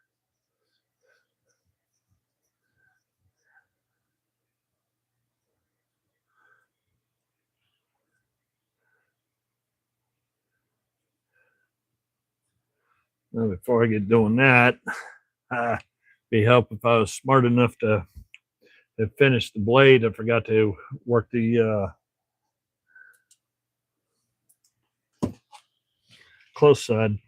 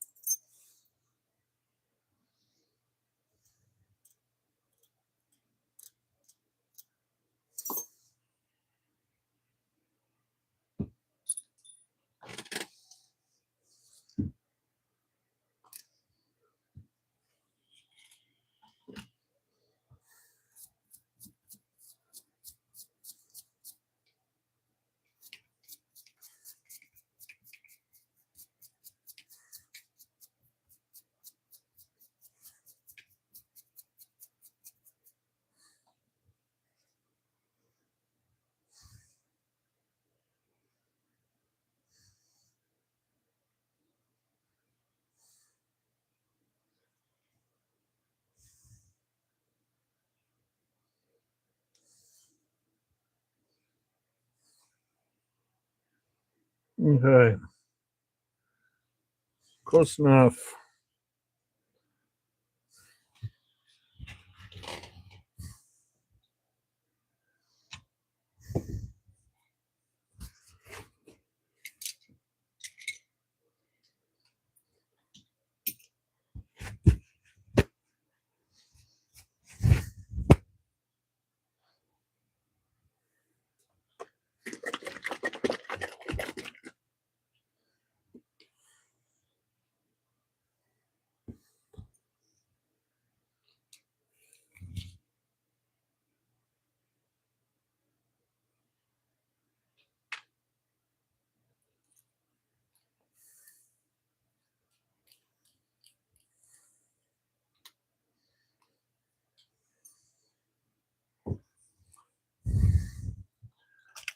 Okay, need something to drink.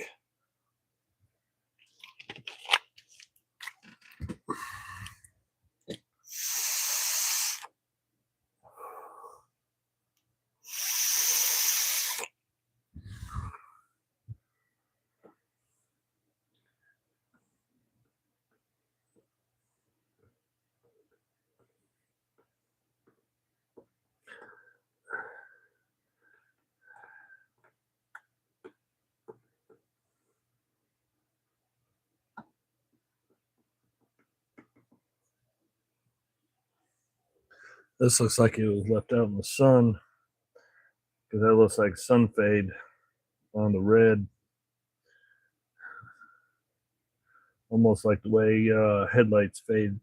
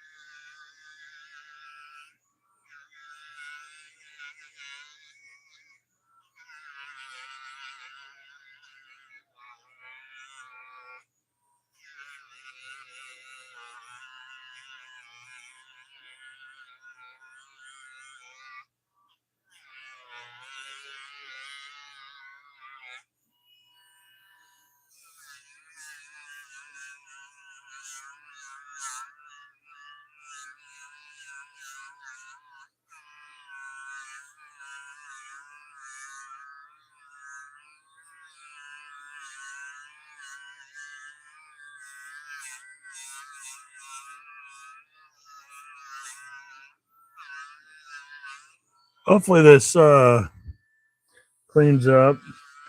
Hey, how's it going?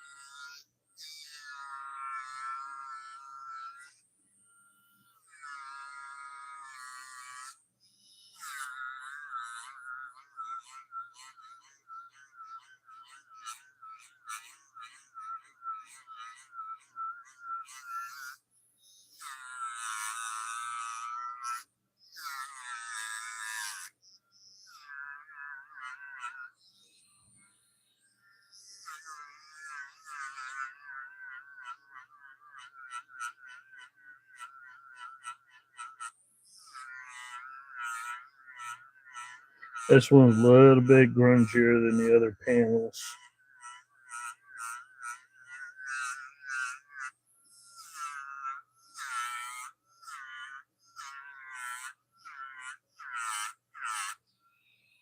Making sure my mic is still on.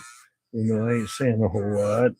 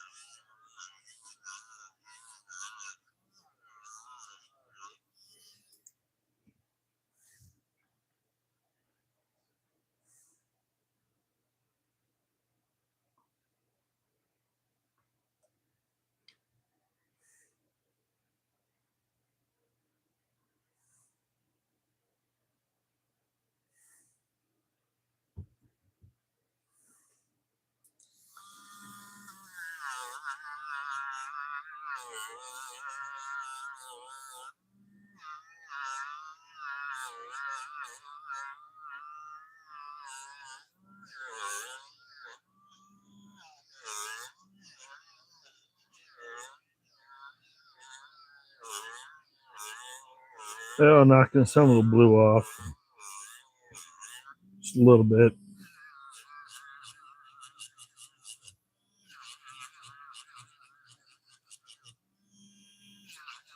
I swear the blue paint doesn't last for 5 minutes.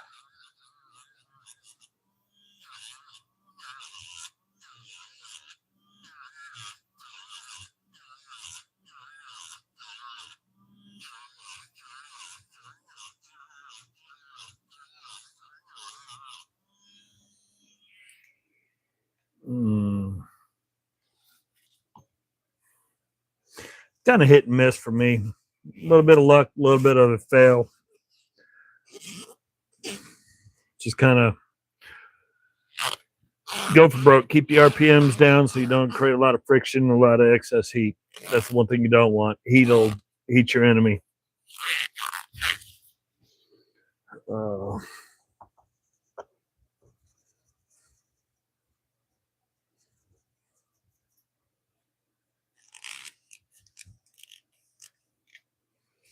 I have made a huge mess out of acetate handles before, and I've had it to where I've just literally, when I saw what I did,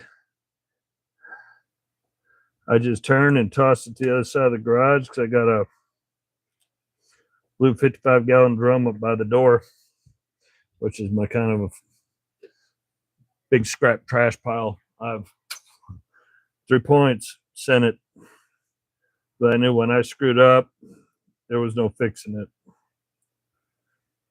It is what it was, and learn from my mistakes and just keep on moving forward. Sometimes forward, sometimes I keep going backwards.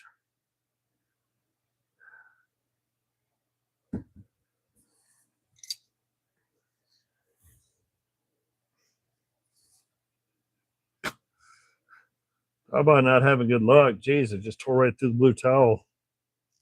I think I grabbed just a little too tight on that.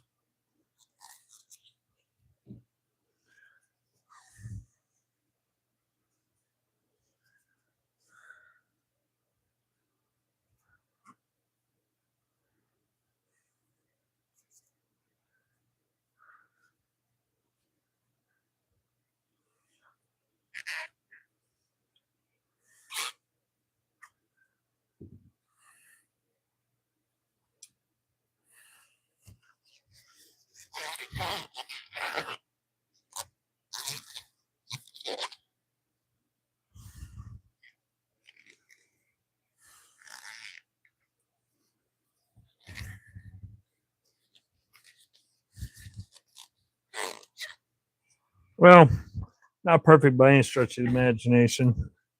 Put these back on so I can read the screen. But handle definitely looks better. Still got a little bit of crud in the lettering. I have to scrape out with the wire brush, but it's not as nasty looking. At least the handle's kind of clear.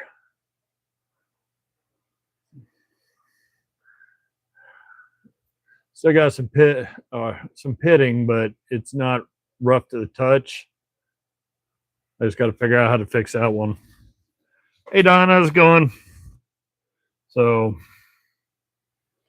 like I said, not perfect by any stretch of the imagination, and for the most part, it's kind of clear. I think the haze down there is rust that got up on the shaft that's internal. Because you can see the rest of it's white. Then it's yellow down here. That's probably rust in there. But considering how it started, I'm good with this. If I can get the edge level, beveled, that'd be nice.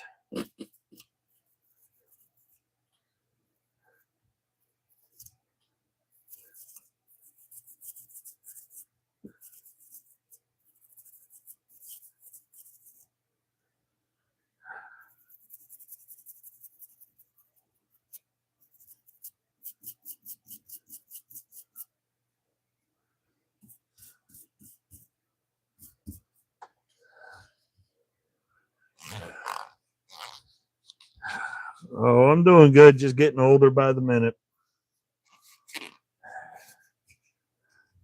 When my body feels, I'm getting older by every minute. It's more like a century. I know I've probably said this before. My humor says I'm only 12. My body says I'm 50 something. My mind says I'm still 21. No, I screwed that up. Sorry. My humor says I'm 12. My mind says I'm still 21. My body says it died back in the Civil War. That's what I meant to say.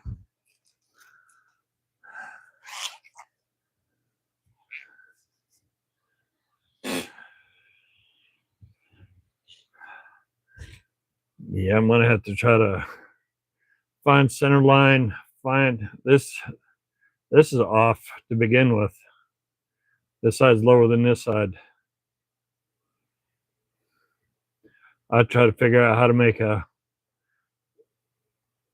flatten it off, then give it a new edge across there. I think it'll be still a good scraper in the future.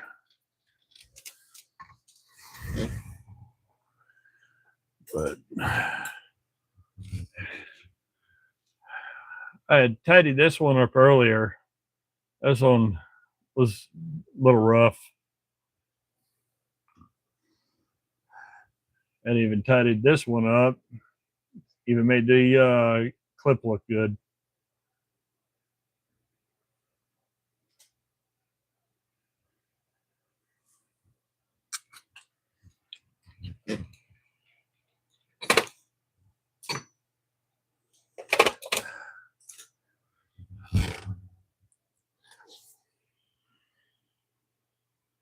You know, the funny thing about that, I think I actually have, I don't know if it's in all this mess or the mess I got underneath, because I've got the router assembly, I've got the drill press assembly, I've got an assortment of other stuff for the Dremel. And I know I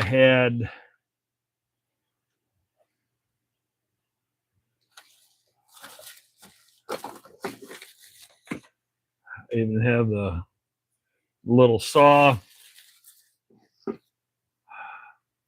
This is the router drop piece. I've got straight edge over there. Now, what do we got? This is probably for chainsaws. Yeah. Jeez, I don't get to this, but once the blue moon. Yeah, that's for saws.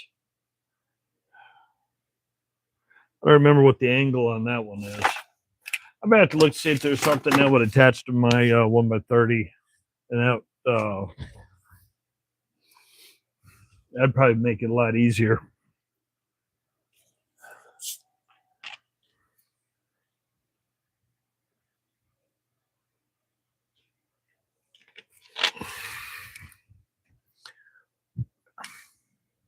And if anybody's been paying attention, yes, I got coffee, I got water, I got Barks, and I got Mountain Dew here.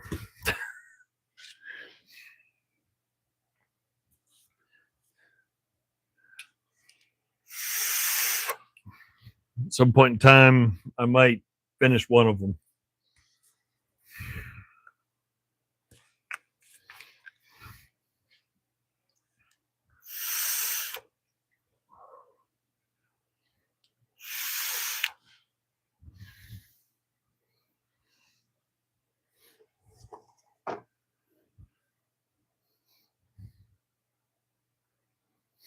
No, there ain't nobody here.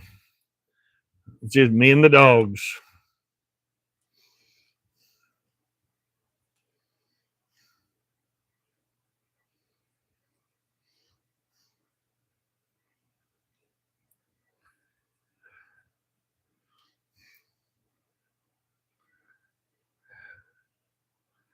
Oh, thanks. Yeah, I was excited. Uh, my grandfather had one that was bigger than most. I think it had total of 7 screwdrivers in it, but it had the side. Hang on. This section was not fluted; it was all knurled. Even the top was heavily knurled, and it didn't have the bevel top. It was more of a slightly rounded top. But his had 7 different screwdriver pieces, where this one I think only had 4. Let's see, 1, 2. Yeah, this one only had 4. That's all it actually came with, because there's no pieces that are threaded, and it only stair stepped twice. But it's the first one that didn't look like it was one out of the claw game, because the rest of them I've seen just look cheap as can be. So I'm getting closer. Might find one similar to his. And then he had one that was rubber gripped that had 5 screwdrivers in it. Then he had a hammer that was rubber gripped, that the bottom came out unscrewed, and that had 5 screwdrivers in it also. So who knows? Someday, before I turn into worm food, I might actually find those. But the short term is, I got one, still keeps the memories of when I was a kid going. And that's the important thing. Because I know it's just a matter of time, and my crazy good memory is going to actually end up failing me at some point in time. I don't think I've seen one that's Phillips. Because the one my grandfather had was just flat. Both of them, plus the hammer, was flathead.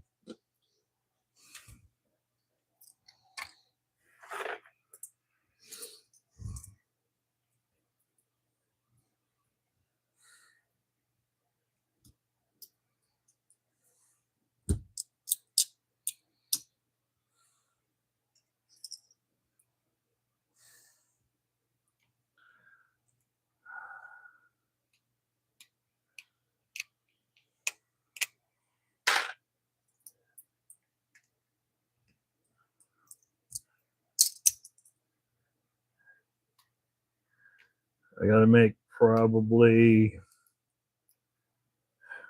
easily 100 orange, 100 green, quarter, 3/8, half inch to get started. And then as I start loading the drawers and organizing the stuff, excuse me, then I'll find out what I got to make more. And apparently,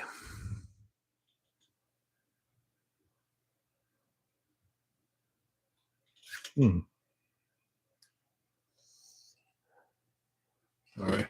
Apparently, there's a little spot here that I could put a little sticker with the size on it.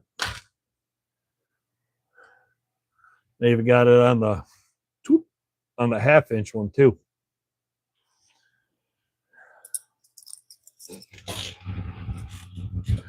I don't have anything that I'm aware of that'll print that tiny. Oh.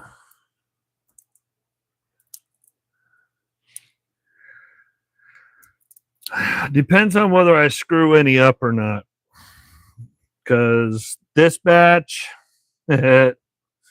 should have been 40 of them, but it ended up only being 37 because I was in a hurry, I was in a rush, I was making plates, I was also playing with other ones.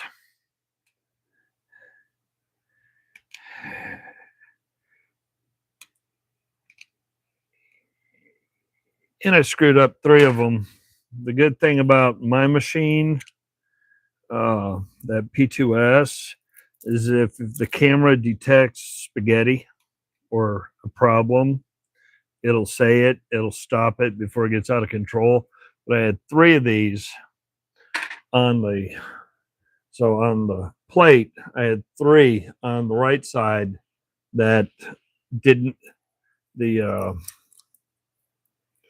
supports, as it was building the supports, it did not adhere properly. And because it didn't adhere properly, it shifted and then it just strudelled the filament all over, create a little plate full of spaghetti. But I randomly check it because I can pull it up on my phone, I can pull it up on the computer, and when I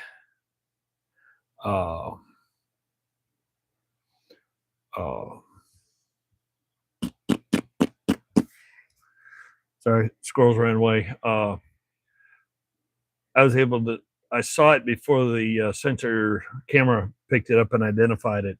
So I had paused it and opened the door, pulled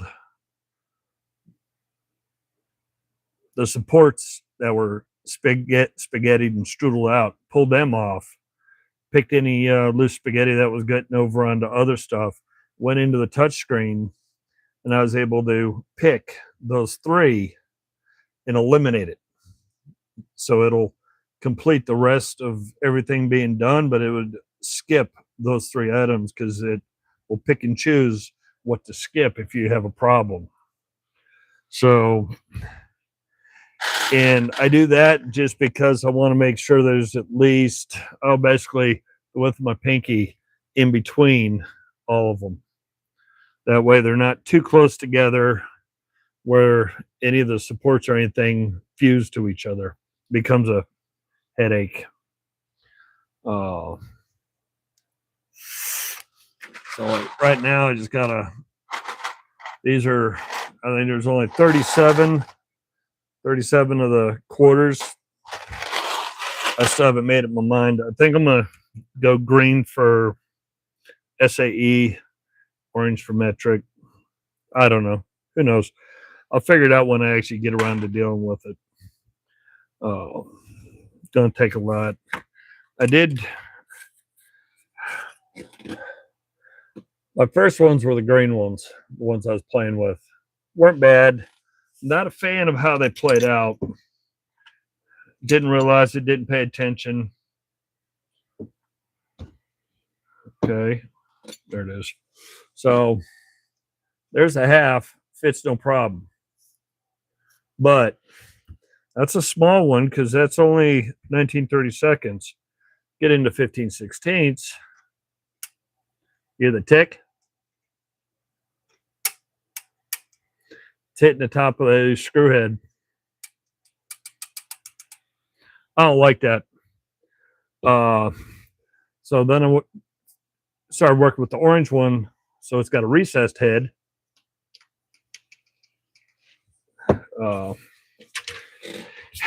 Up until recently, no, you couldn't.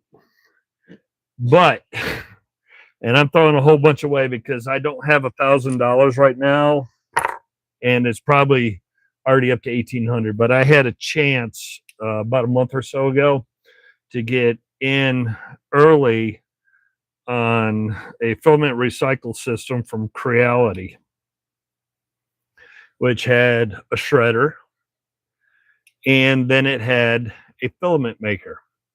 So the shredder would take all the scrap, whether it's that debris or the debris that it drops out the back, it was shredded up. And then you take that, put it into the filament maker, put a roll in, and then it would extrude and actually make a roll of filament. I think it's supposed to be like $1,800, but I had a chance to get in on it early for only $900 plus tax, shipping, and all that jazz.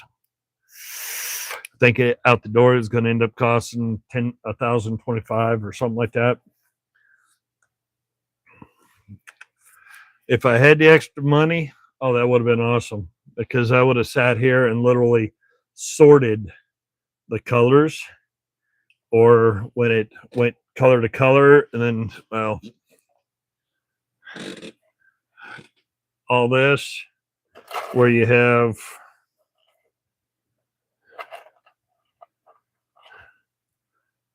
where it goes brown and black together because it was transitioning colors, that I could just blend it and make one muddy color. So would have been awesome. But after having to buy a new AC unit system for the house, yeah, the idea of trying to squeeze that in went right out the window.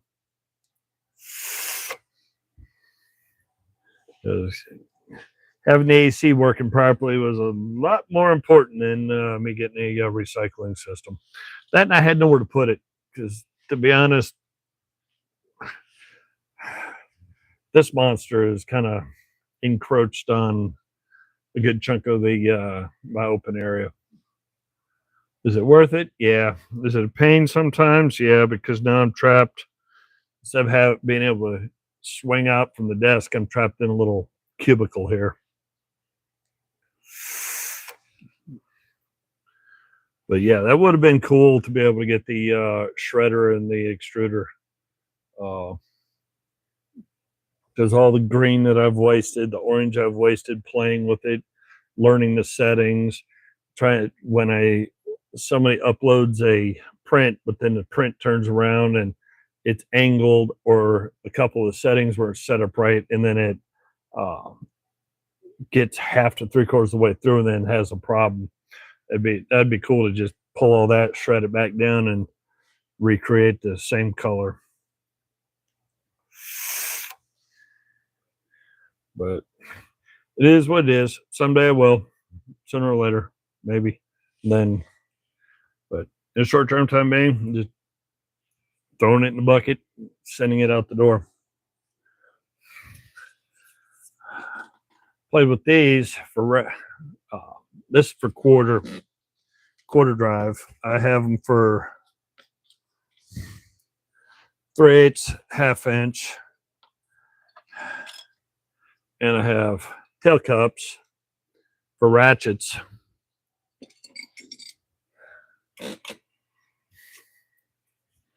And holds a ratchet in, keeps it from bouncing around. Not sure if I'm going to want them this way, or I'm going to try to find a way to be honest, it don't make a difference, because its width is probably about the same as its depth. So I might still end up doing something like this in the drawers, and put another one down, the head down here, tail up here, stagger them back and forth. This is my guinea pig plate. This plate I play with, see how I like or test things.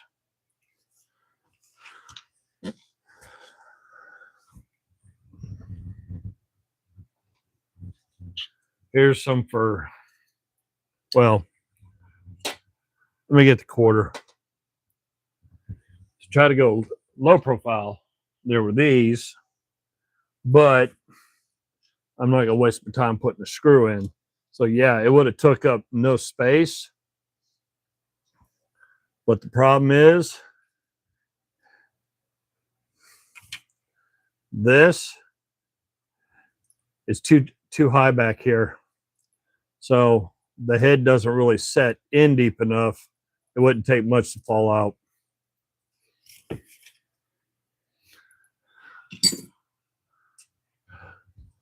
But like everything else, you kind of got to play with stuff, see if you can tweak and tune and adjust it, see what's going to work for you and what you might like. Uh, I know I made a bunch of the ones that are in green already. I also made them in orange, but don't like them. As soon as that socket went on there and just started playing Morse code with the top of the pan head screw, that was a no go for me. My squirrels did not like that at all. As soon as I heard metal on metal, I was like, nope, done. And unfortunately, that's the issue right here with this big 3/4 is those pan heads are above the base plate. Hey, how's it going? So if I could find one to recess this, that'd be cool. Or if I can't find somebody that could do that, what I may have to do is I may have to take the handy dandy, usually it's right here under my nose. Oh, here it is. I may have to take this, measure that, and find me a chamfer bit for a drill that's long. And then I may have to one at a time and countersink it just enough where the head will drop in. That might be what I have to do if I can't find one on the 3/4 as big enough. Am I going to want to do that? Nope, because that's going to be a very long pain in the butt process because I think I have 25, 30, at least 25 to 30 3/4 drive sockets. So, but that's probably what I'm going to end up doing. Just slowly going in and just line up and knock it down, whatever the depth is, to be able to drop it in. Filament expensive. Well, I can get a kilogram of filament between $22, $25, depending upon what it is. So filament's not super expensive. It's definitely not what it was 10 years ago. Geez, filament 10 years ago was, you got a better chance of gold plate and everything. Not all filament is equal. There's filament out there that's good. There's filament out there that's decent. There's filament out there that is pure garbage. So far, I'm not having a problem with stuff from Bamboo Labs. It's a learning curve with Creality's filament.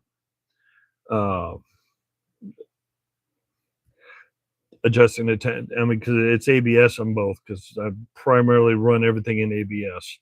But it's a learning curve adjusting the temperatures for the different companies. But overall, I mean, I'm not looking to get silky smooth finish, but especially considering that's for a socket. So I'm more than happy with the outcome.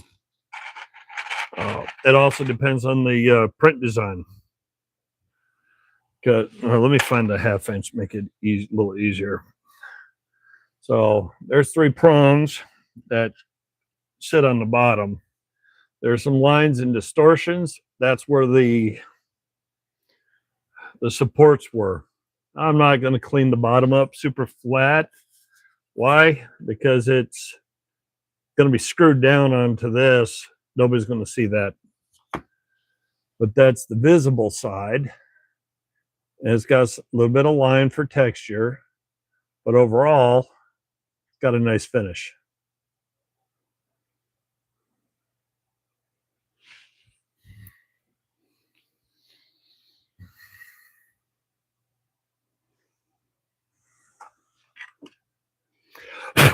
course, it's dusty and dirty now, but that's out of ABS, which probably wasn't designed to do something like that. But should take enough for my Sharpie. That's it. Doesn't hold the Milwaukee because the Milwaukee is fatter. I'd made that.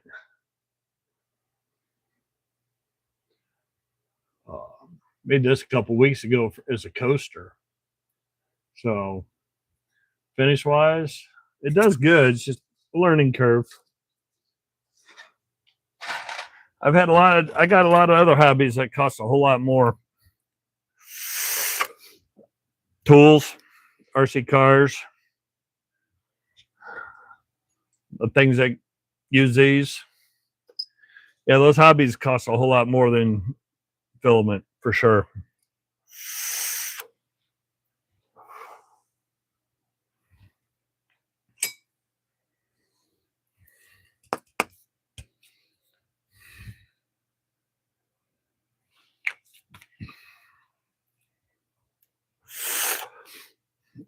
I've also learning with the different companies, even though it's supposed to be similar material,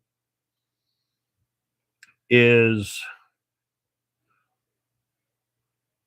temperature and time frame. It takes, if you want it to look better, slow the machine down, and then slow the machine down and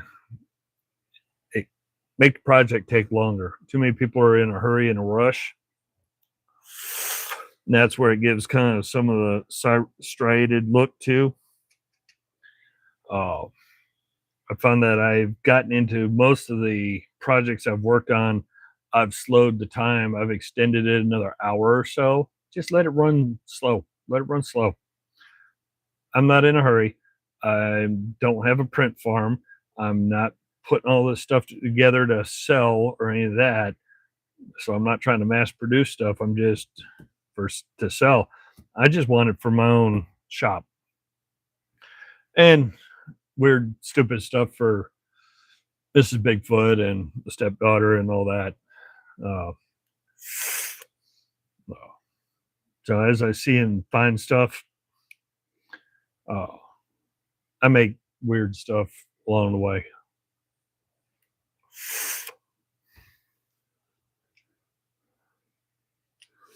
But the ones that got in here, the orange ones I put on the board, have a really weird finish on this side.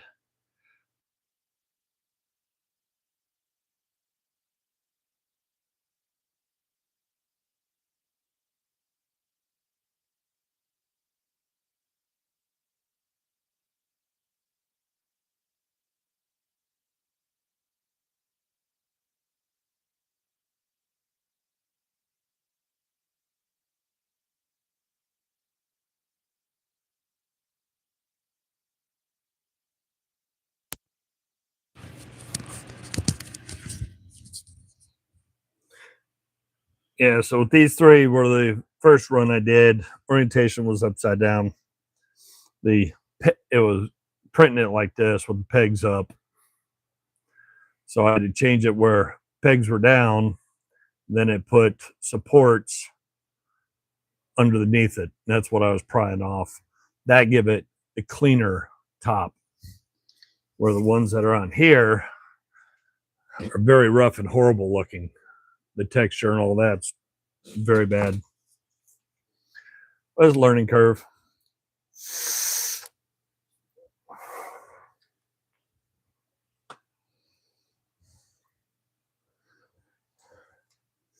The other thing I like too is these had the center mass of the sockets off kilter. So that means the center mass, the socket is not sitting on anything, just floating. Where the new one, center mass, is sitting center of the peg. So I like the concept of it being center mass here, not off on one side, tipped over. If I have the time and I can get into some of the programs, I will probably sit in front of the machine, learn how to design my own stuff, and sit with the toys, get all my specs, all my angles, all my dimensions, and start rendering 3D on it, and then translate it over. I just know the last time I looked at any kind of 3D rendering software, it wasn't cheap. And since I'm not doing it as a business, I'm doing it more for myself. I can't justify anything too crazy.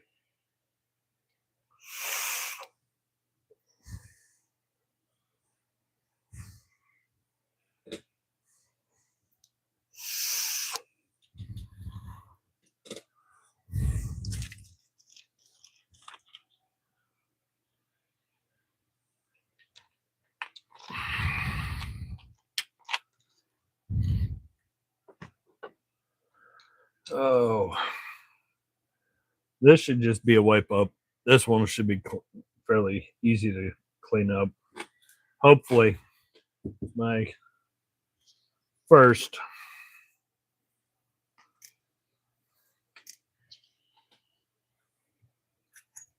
I got a ton of Craftsman screwdrivers,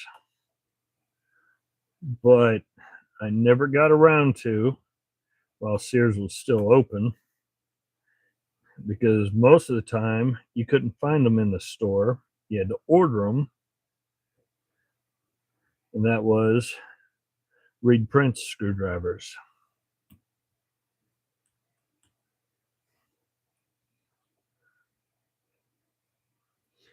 And when I saw that in the when I saw that in the pile of screwdrivers in the lot, I was pretty sure that's what it was.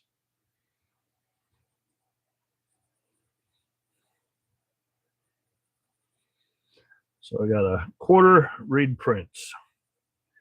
And a wild thing, usually the Reed Prince screwdrivers for Craftsman that I have seen online and everywhere else were made in Canada. Obviously, go figure why. But this one, to my surprise, when I got it, this Reed Prince is USA made.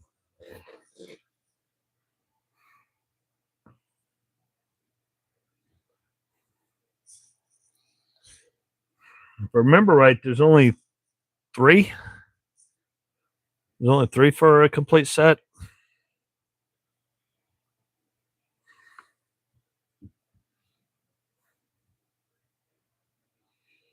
So I'll have to try to find some old school catalog.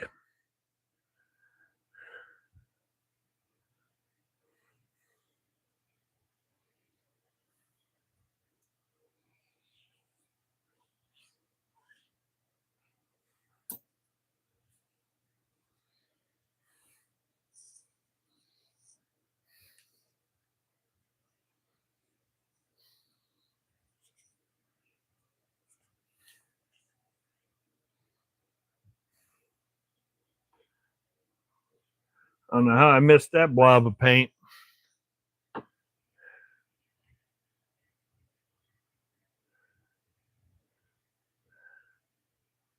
But somebody spilled soft pink paint all over this thing.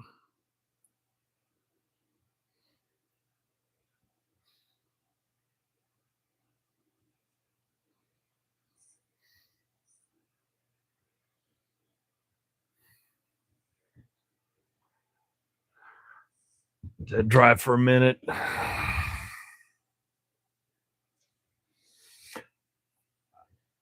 want to say there was a total of three.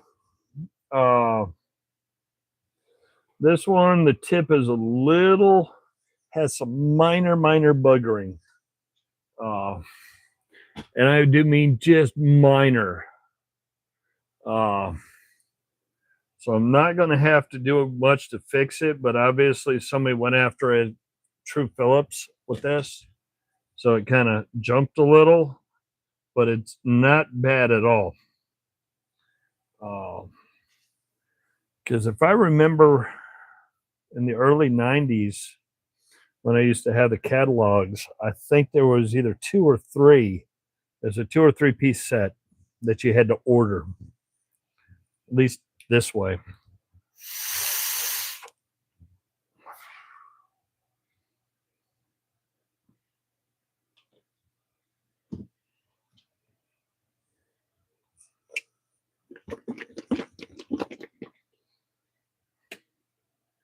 Quarter is probably the most commonly used one.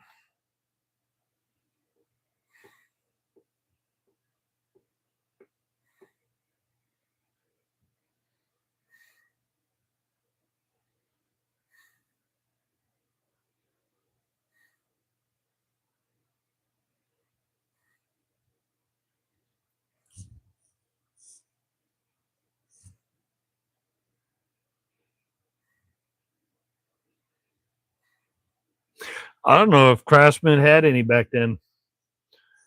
At least not USA made. Oh.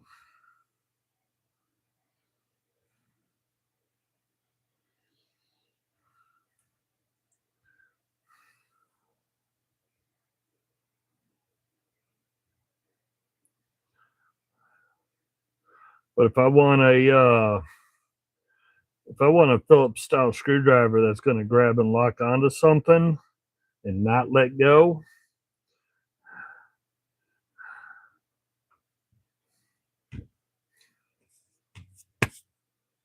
I'll tell you right now,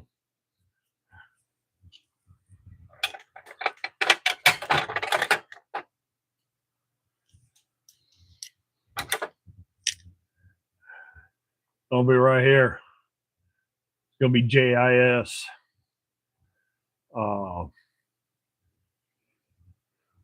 The JIS screwdrivers, they grab stuff, they don't let go. This, and I do like my vessel tools because I like the old wood handles. I like that ball grip. But this is my favorite one because nothing is ratcheting.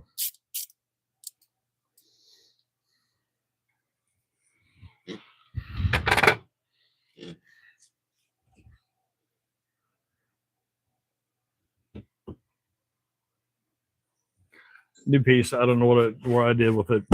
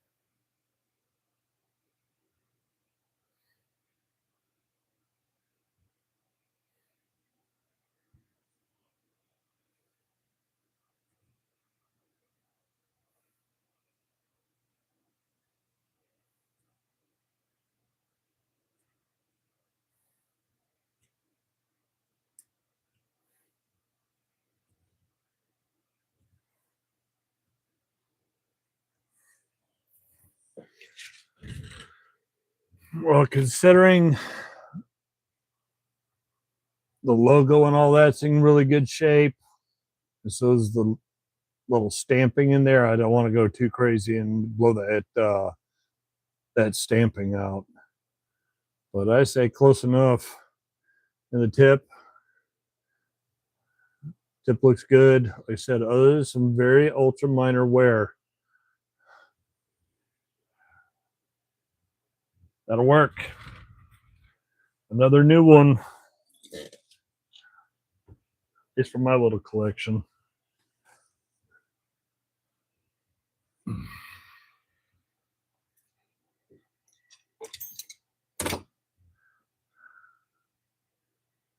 Better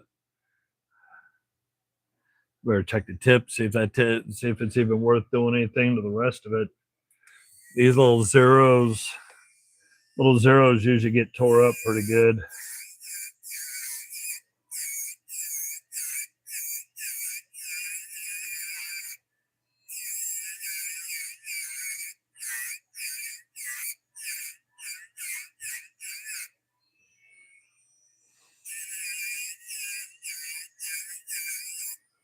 I like some of use this one like a pick.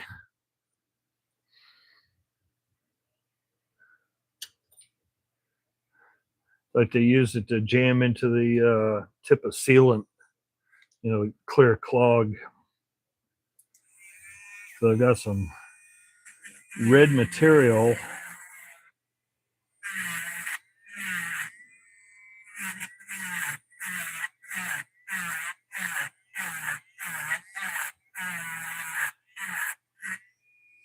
Yeah, I got red material in here. Looks like sealant of some type.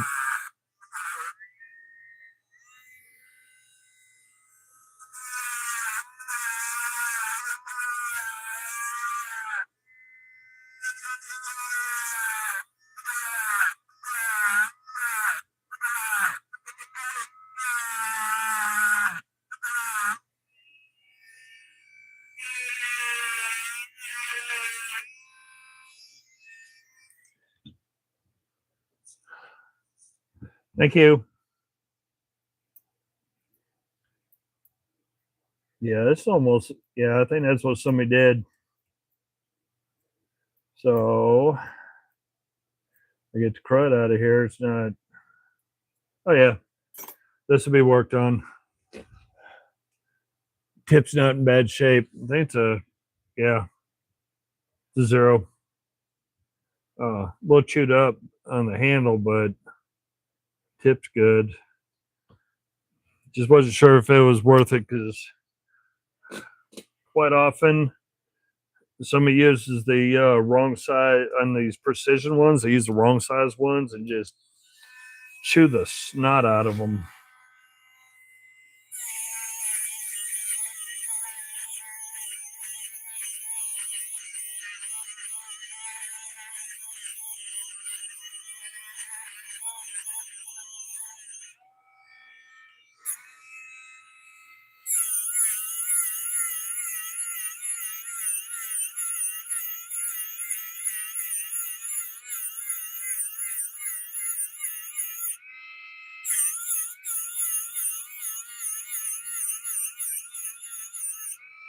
Not going to say I'm immune to it because when I was a lot younger, I know I did. I know I tore up some of these precision ones using the wrong size for the wrong screw. Now I'm going to pretend that I ain't never done that.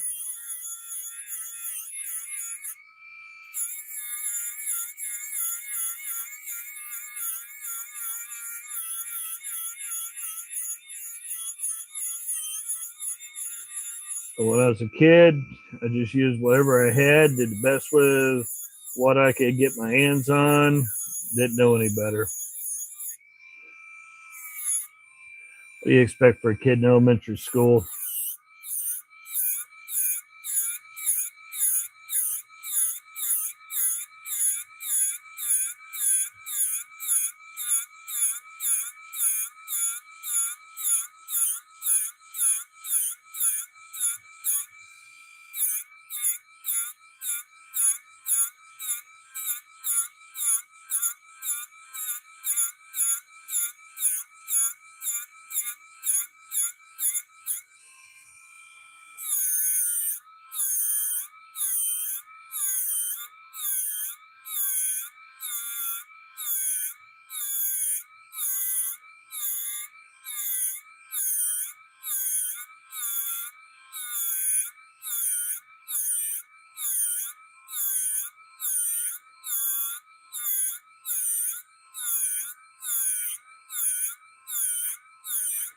Which is why I am very impressed with my dad's old 1970s Kmart socket set, because I know I did stupid stuff with that.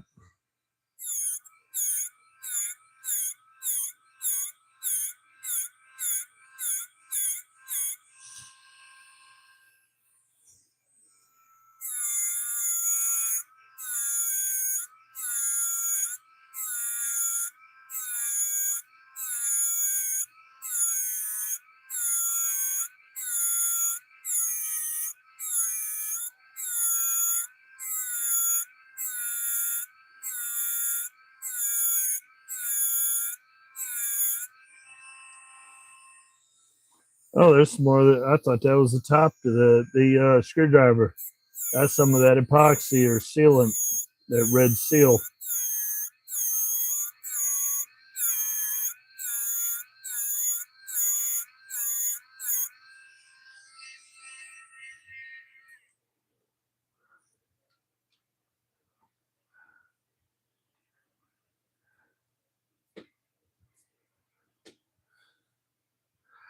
I have a feeling that most screwdrivers from, we want to say, the 60s, 70s, and 80s, most of them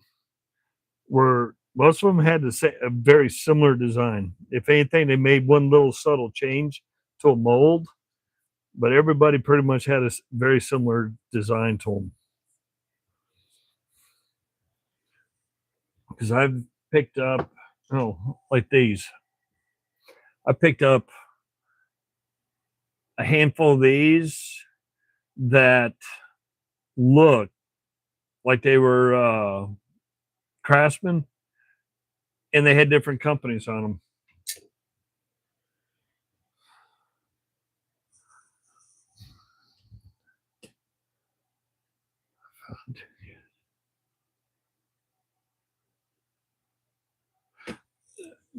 That's like Cal. I thought Cal was just Japan, because I've only known Cal with the Japan stamping on it. But that auction I snagged, let's see if it's close by.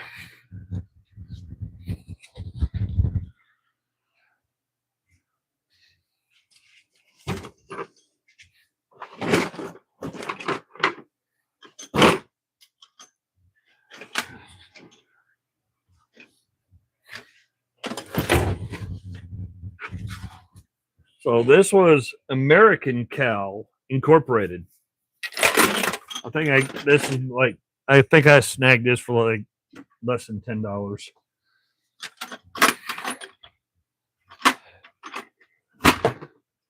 Actually, it might be the one I snagged for $7. I know I got a couple things super cheap, but the box says American Cal Incorporated stamped on the top.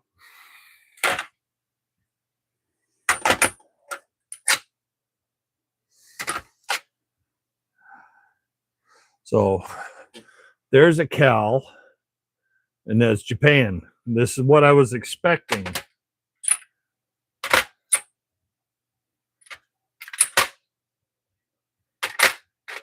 course, it ended up with Thorson, Bonnie, and a bunch of other stuff in it. Not complaining on that. Proto, Thorson, Bonnie, another Bonnie. Okay. I know I might be on the bigger stuff. So 1/2 inch is Cal Japan.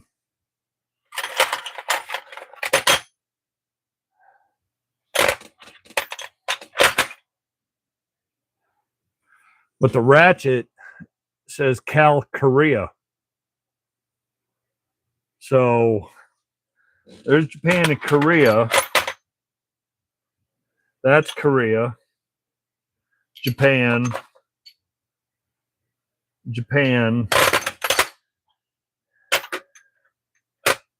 I know I found somewhere in here, I had found, here it is. In the short 1/2 inch is Cal, USA. I had no idea cow was made in the USA or Korea. I thought it was all Japan. And here's another cow ratchet, but it doesn't say what country of origin on it. The breaker bar is Korea.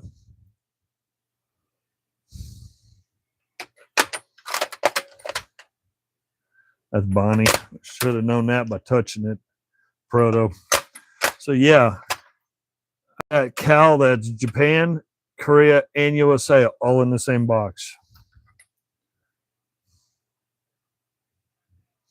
I need to tidy that snap-on up because date code's a E.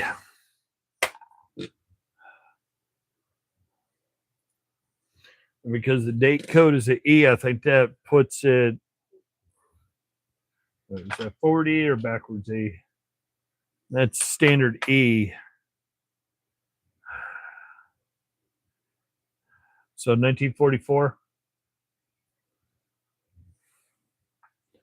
Because standard E configuration would be 44, which would kind of make sense considering it's that old script snap-on. That'll be a fun one to clean up and get looking good.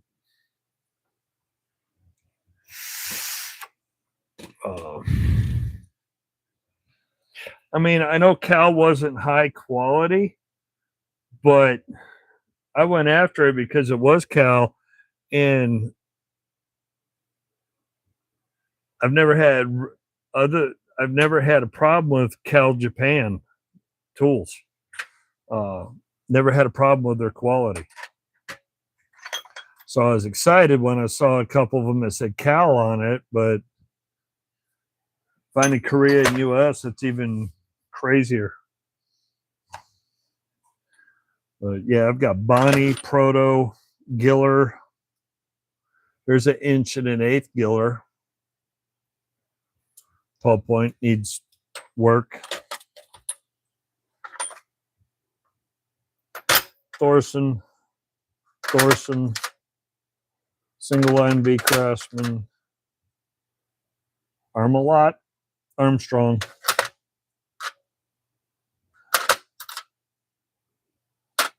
At least this Thorson is USA made. Unlike the Thorson set that I picked up that's in a pile down here in the bucket because the plastic case is broken. That's made in Taiwan. So it's post USA Thorson, which that set is. But like I said, I think I grabbed this for like, I don't know if this is the one I got for $7 or $10. I don't know. I know I got this plus the SK box dirt cheap.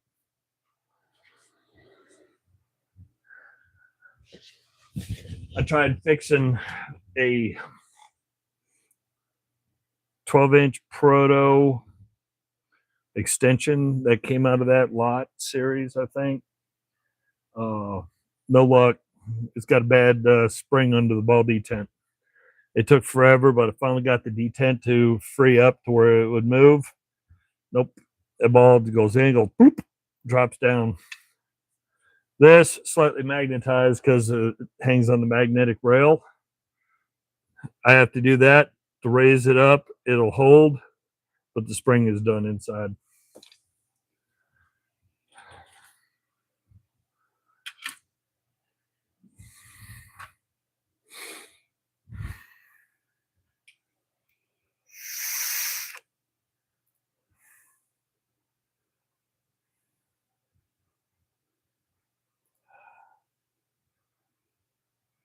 Oh, come on.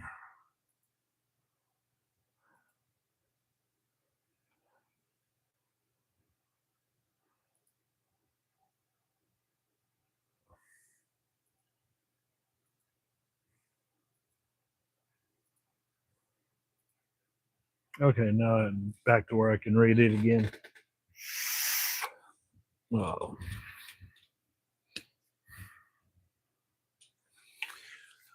Fuller. Okay, let me get caught up. Found the Fuller 312 screwdrivers made in USA, Japan, England, and Canada.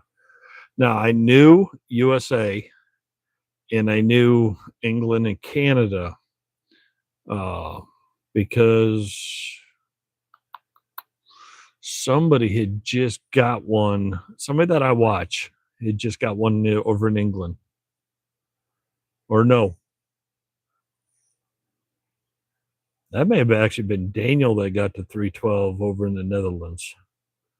I know somebody had just got the a couple of the Fullers, or got a Fuller right after I got the two Fuller screwdrivers and the Fuller nut driver.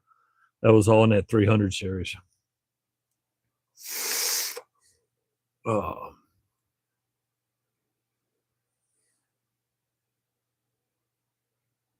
Yeah, it's gonna drive me nuts. I'd be honest, I didn't pay attention to what those three are, or I did, and I just don't remember.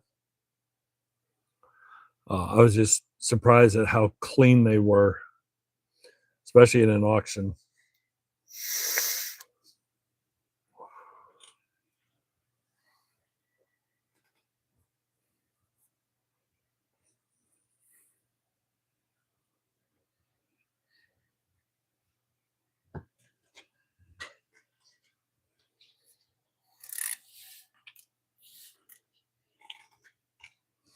I swear these red ones are the ones that they used to have up at the front counter back in the 90s.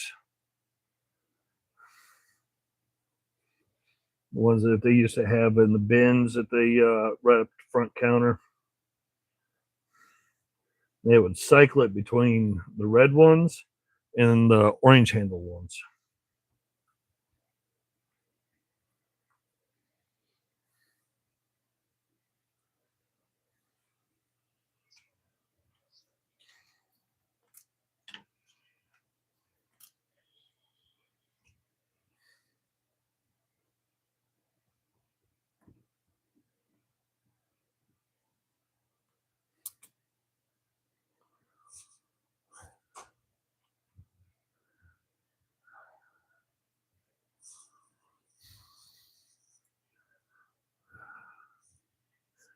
I didn't smell the screwdriver, but this kind of had that look like it had was in a rodent nest.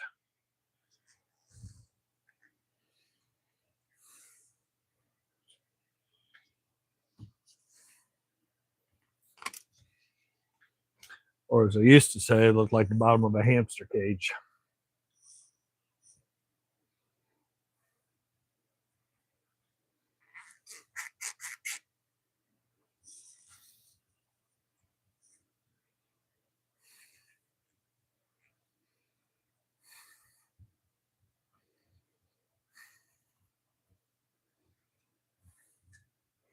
Well, oops, I'm good with this. Cool thing, light metal work. Just a little cleaning. Oh, I saw that. That's down in the scratch.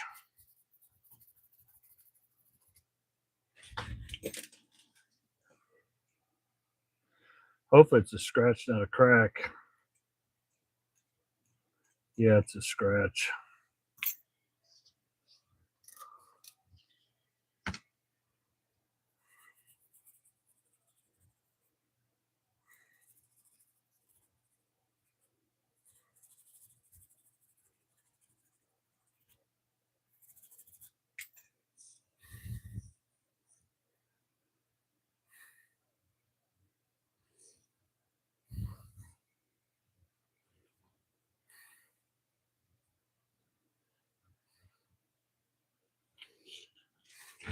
Close enough.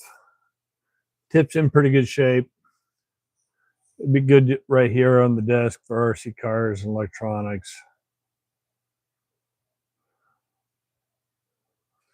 Works for me. Gonna have to find a home for it up here.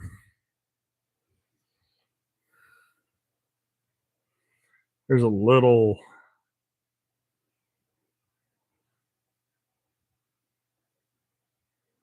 47-100. Hang on. Let's do this. Craftsman 47-100.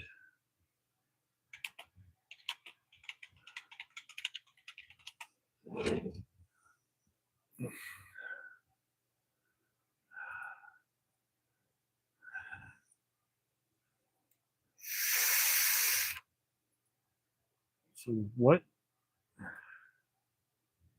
Nope, it doesn't identify it's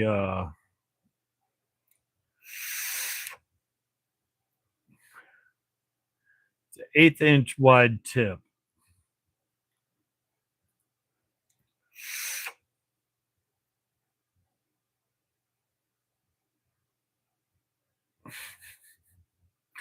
And I just saw the dumbest thing ever. I know that fool didn't sell it. Claiming this is rare. So tried to sell it for $30.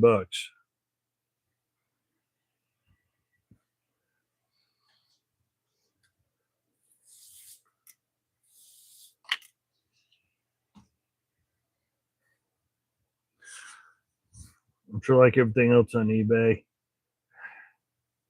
What did Barnum and Bailey, P.T. Barnum say? The sucker born every minute. Somebody sees that word rare, they probably think they got something fantabulous. I just get tired of looking on Facebook Marketplace stuff that's early Chinese generation craftsmen. They're calling vintage. Oh, it's rare vintage. As soon as you see the manufacturer's code on it, you look at it like, yeah, okay. Well, number one, it's not made here.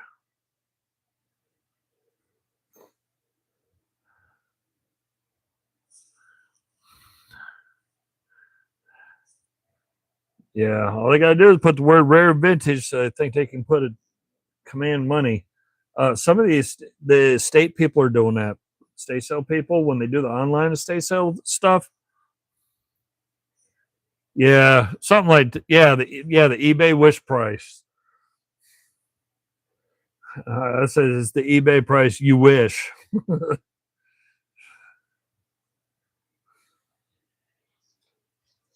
Because if I could get half of the stupid prices for tools that people try to sell it for on eBay or on Facebook Marketplace, shit, I could have retired 20 years ago.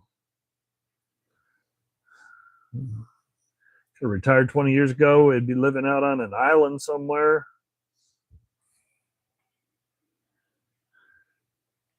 I don't deal with the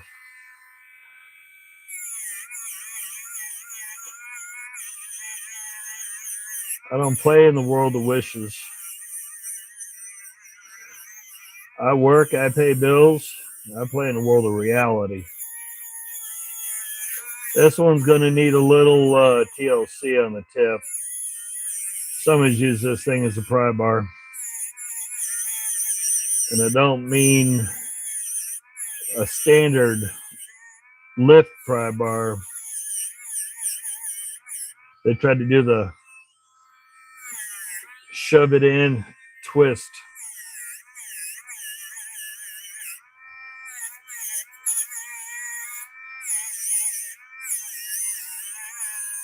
I'll use it for what it was meant for, little tiny flatheads. So I'll be able to straighten it out.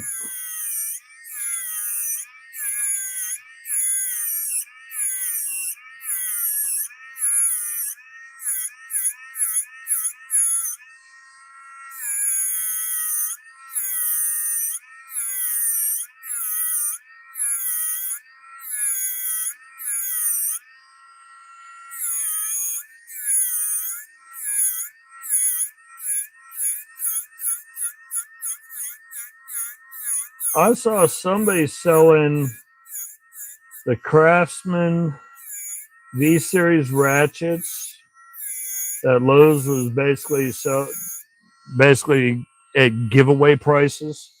because they were just trying to get them out of the store. And they were at those cheap prices for a couple months around here.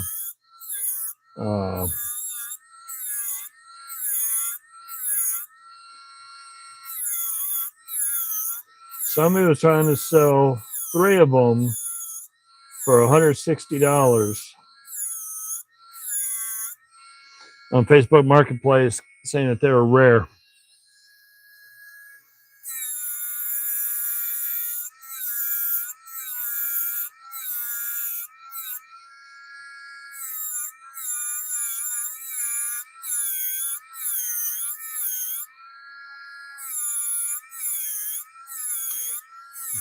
You might think it's rare because the people that bought them didn't leave them in the attached to the holder. They're using them.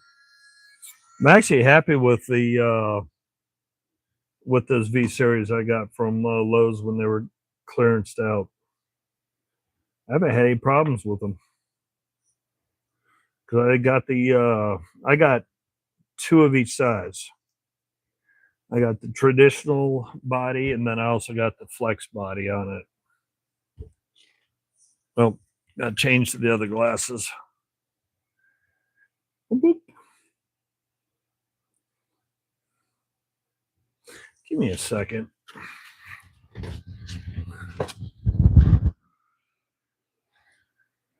Pardon my French, but you have reality prices, and then you have you're nutty as a squirrel turd prices.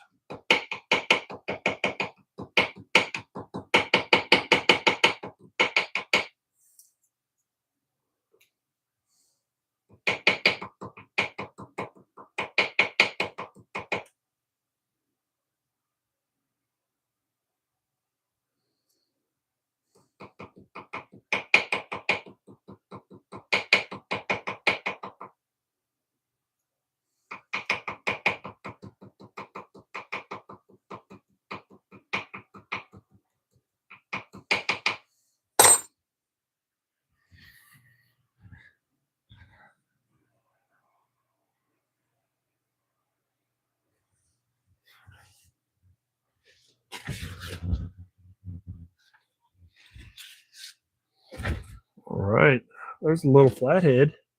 She looks pretty good. It's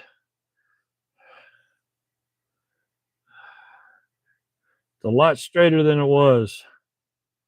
I mean, it is off by just a hair. I mean, it is literally, there's a little ripple right here, but for the most part, that's pretty straight. It really is.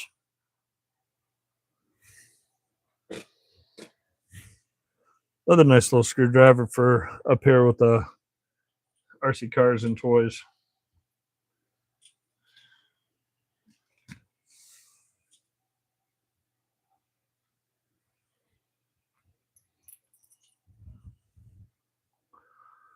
$47 100.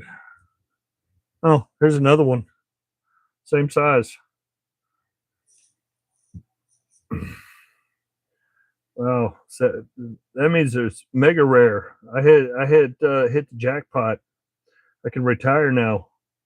I got 2 rare, ultra rare screwdrivers. I called a boss and told her, hey, I got to quit my job, retire. I got 2 ultra rare screwdrivers to sell.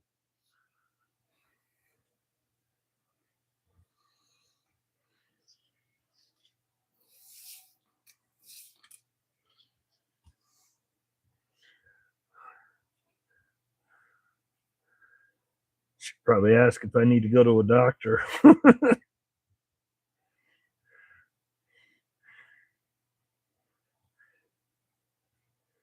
Yeah, this one's been beat on.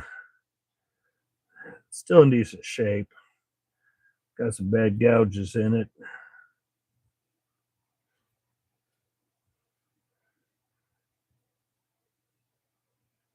I don't know how clean this one's going to get, but we'll give it a try.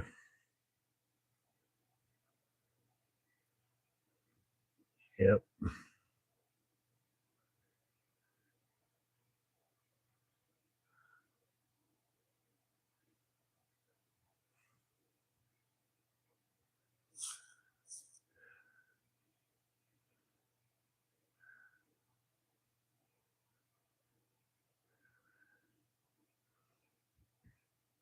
there's somebody that's trying. I have to laugh half the time I'm on Facebook Marketplace. People are saying, "Don't try to lowball me," or "It's rare, price is firm." And I'm sitting there looking at the price they want for it. And say, you do realize that 2 months ago I got that for less than 50 cents, right? Or like the wrenches that we collect and clean up and refurbish. I normally pay $1 or less. And every now and then, if I see one that I really got to have because I really want to see if I can clean it up and put it in the collection, I might pay $2 for it. But there's people out there trying to sell them for $15 to $20, still fully rusted.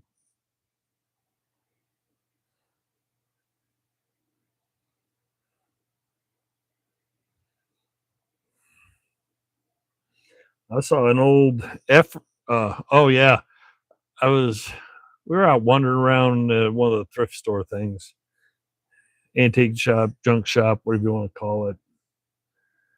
Oh, I had picked up some Gador wrenches. So wanted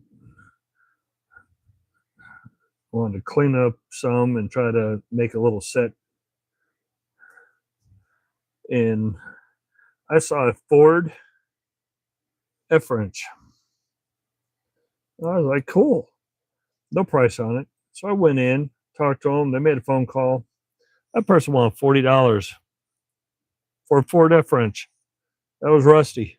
That was going to take me hours to clean up, get it to a stable point that I could blue it, then put a couple layers of bluing on to get it to the color that I want. And they wanted $40 for it. I think it was like $35, $40, whatever it was, even after tax. I was still like, yeah, I don't think so. I'm putting this back. And lady says, well, it's rare.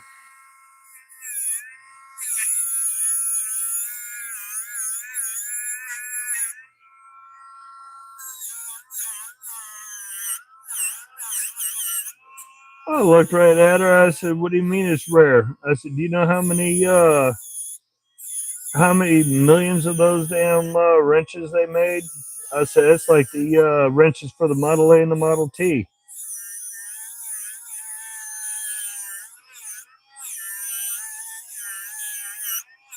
You figure how many toolkits for those cars came with them.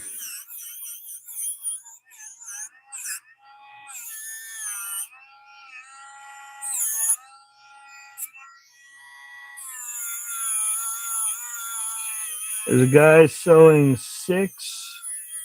You know, the reason why I thought of that is because there's a guy on Facebook Marketplace a week or two ago that was selling 6 Ford wrenches that were rusted up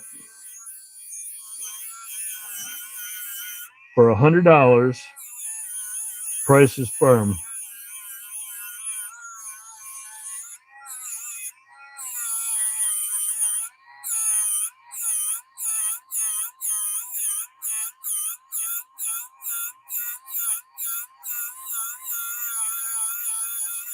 And those are just your basic wrenches that you got in the toolkit with a Model A or Model T, your basic ones.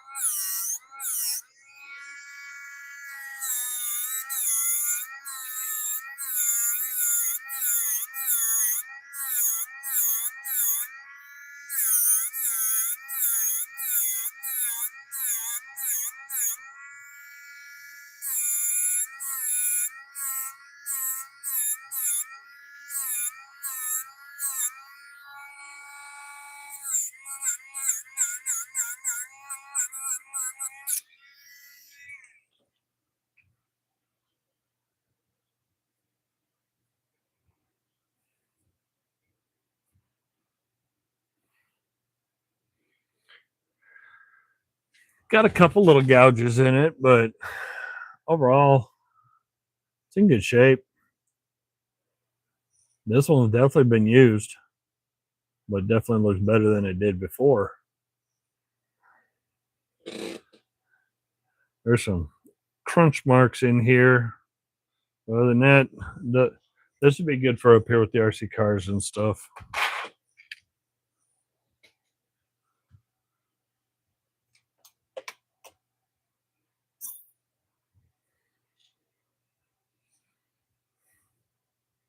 That one's a little on the. Oh, yep. I'm gonna put that one on hold.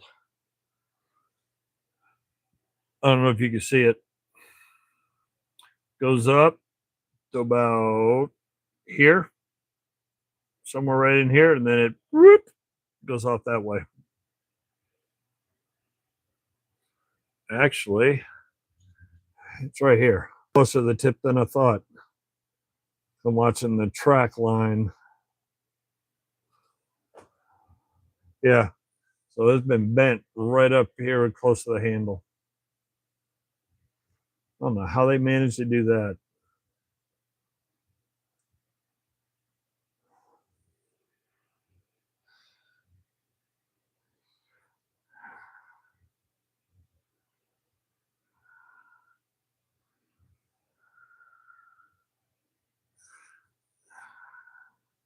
Yeah, I'm gonna put that one on hold because I'm gonna deal with the vice and the press. Craftsman.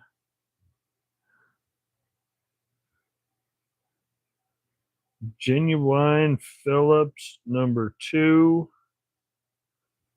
Made in USA. Huh. That's a different one. I gotta find this one.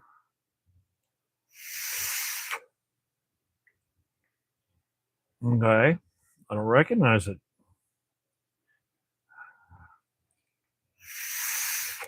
So this says it's probably Dido, possibly KTC made, 1969 to 1987.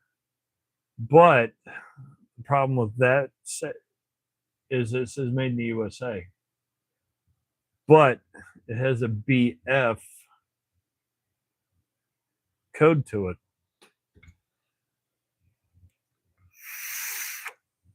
And the only list I got, I mean, I trust the list about as far as I could throw my truck, but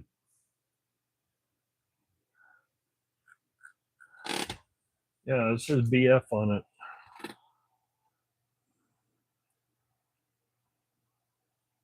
Yeah, it's stamped BF right there in the corner, but it says made in USA, so that kind of throws that whole made in Japan concept out the window.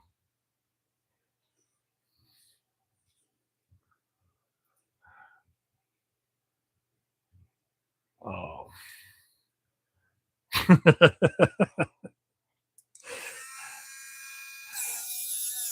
Yeah, it's worth $100 a piece.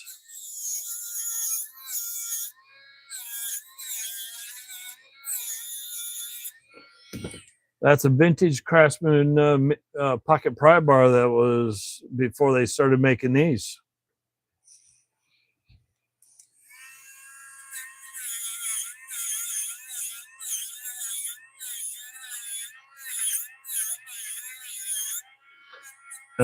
This ain't rust up in here in the tip.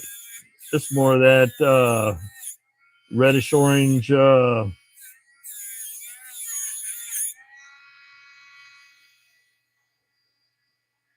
sealant of some type.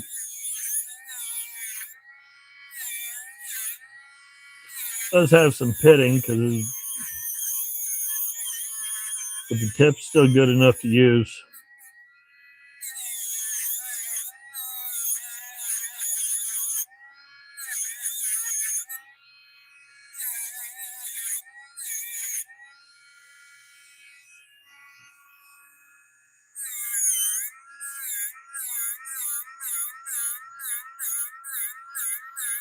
We'll make the screwdriver shaft look good. And then I'm not gonna be able to get the handle to look. The handle's gonna still look like garbage.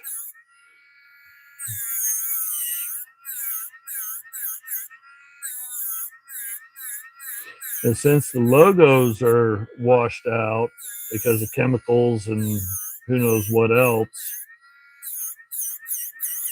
I'll have no problem hitting it with the polish and the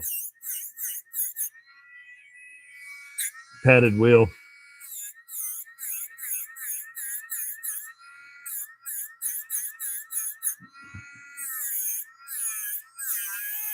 The ink is pretty well long gone out of this screwdriver.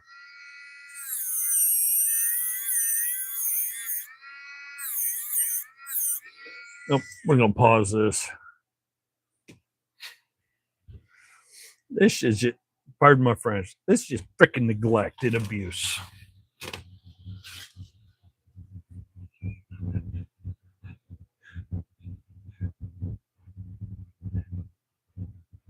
I'm gonna leave that alone. But it's just neglect and abuse. That's all it is. Straight up. There was nothing natural about any of this.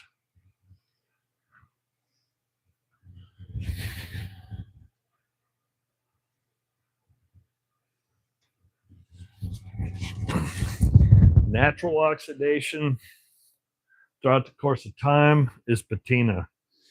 Rust from abuse is not patina.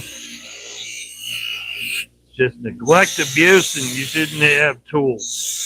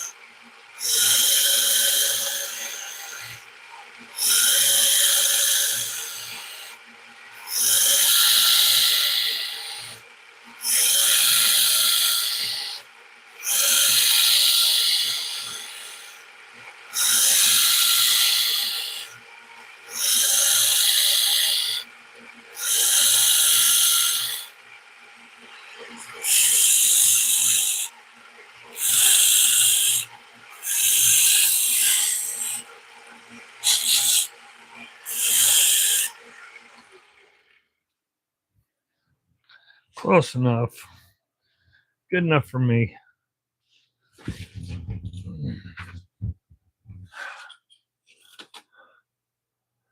That's definitely better.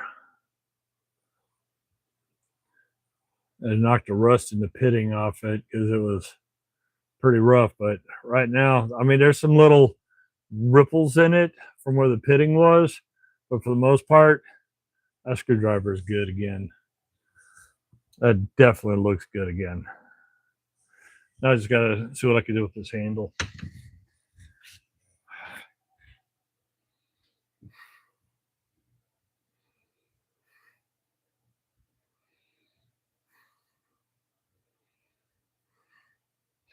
Actually, you know what? I think this is the second time. Now that I thought about that Daido Japan for BF, I think this is the second tool, and it might be the second screwdriver I've acquired that said BF but said made in the USA.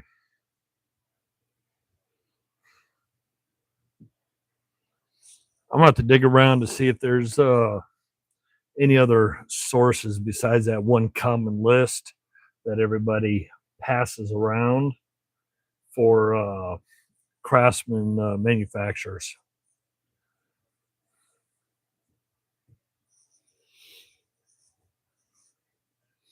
I know there's a handful of stampings that people do not know, and it's kind of a guesswork at what they think it is.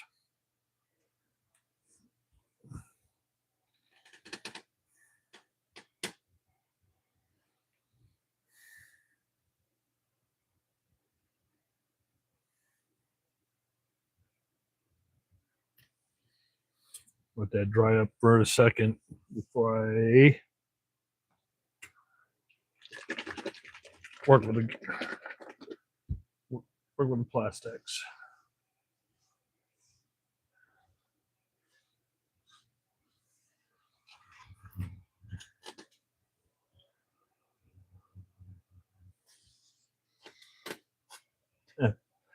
Or I could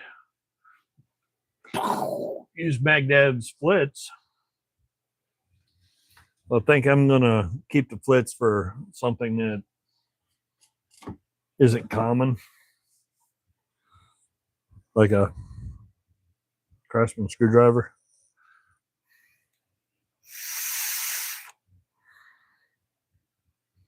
I think most of the ones that I have that are actually mine from they're all Western Forge because that would have been from the late 80s, early 90s.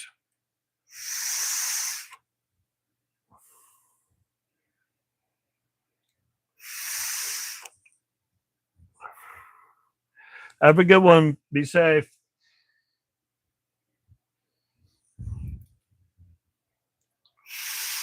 Oh, good grief. It's midnight already. Ay, ay, ay. And I didn't get school. Well, I don't know. I played with some of the 3D printing stuff. I cleaned up 3 or 4 things. Yeah.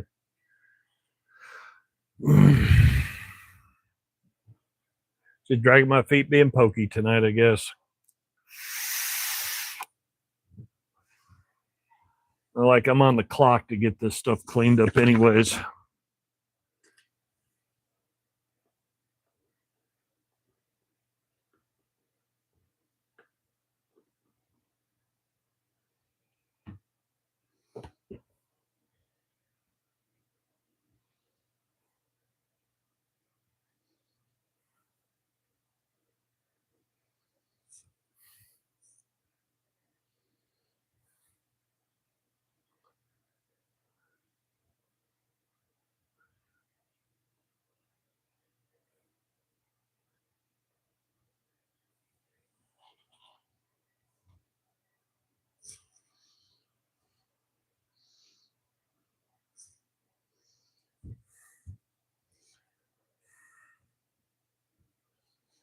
Well, I'm not in any super hurry with cleaning because it's just, Friday night. And if we just sit back, BS, that's fine with me.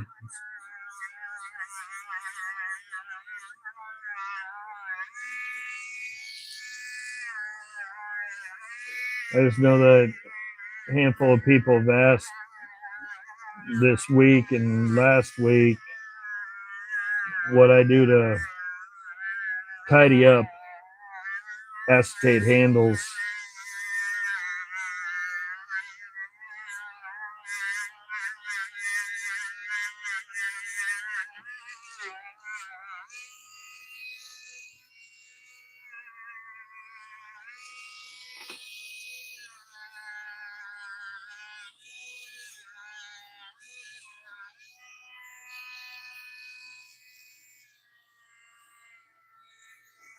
And I almost had my RPMs too high. I was listening to it saying something ain't right. I just couldn't put a finger on why. At first I thought this pad was dying on me again.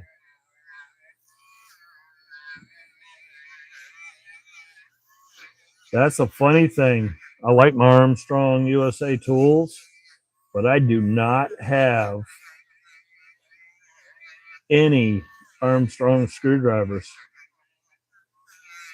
I do not believe that I have a single one.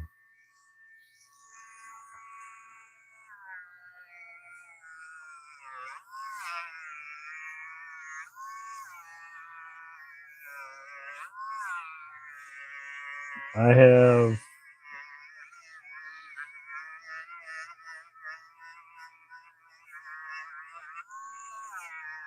if I remember right, that's a lot of tools I got. It's hard to remember which company I got since I'm not brand loyal. I think I have pretty close to a complete set of SAE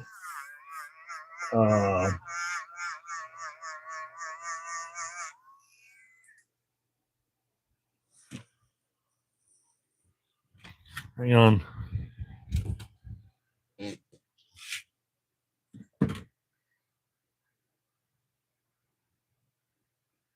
I heard a noise. Check the cameras.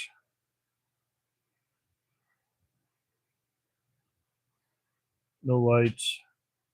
Check the other camera.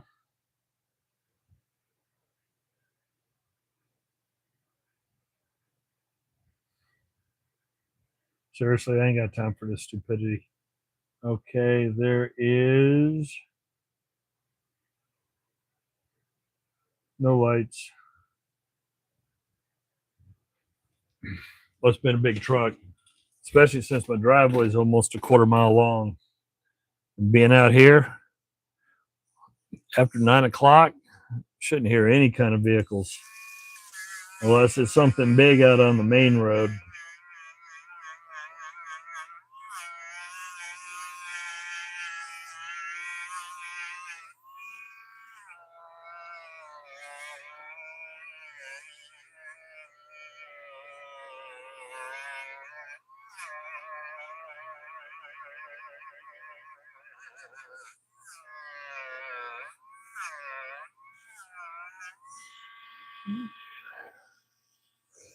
Matter of fact, nope.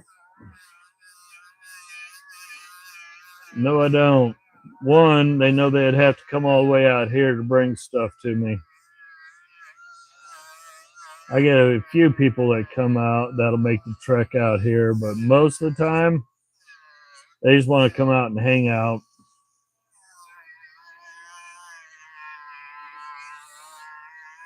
Now, the kids, on the other hand, I think they find stuff.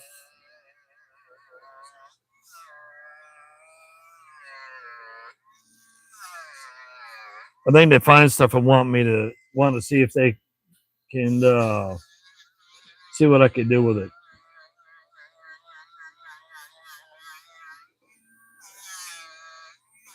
Like that bit and brace I did a couple weeks ago. Well, I tore it down, got it all shiny. Actually, you know what? Put a pause on that. I don't know if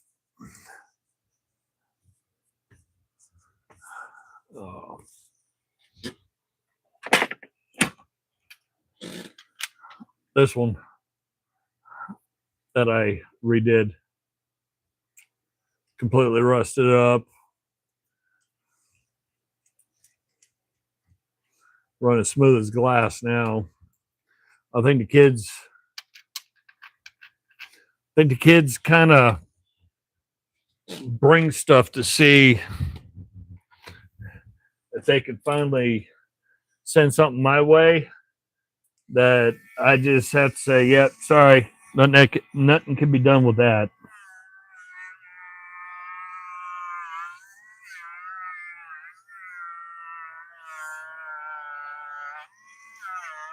No, obviously, when the kids bring something over, I got a lot more patience. I'm more methodical.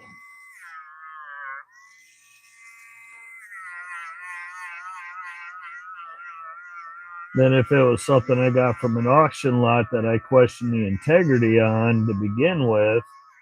No, if the kids did it, nope. I'm gonna go overboard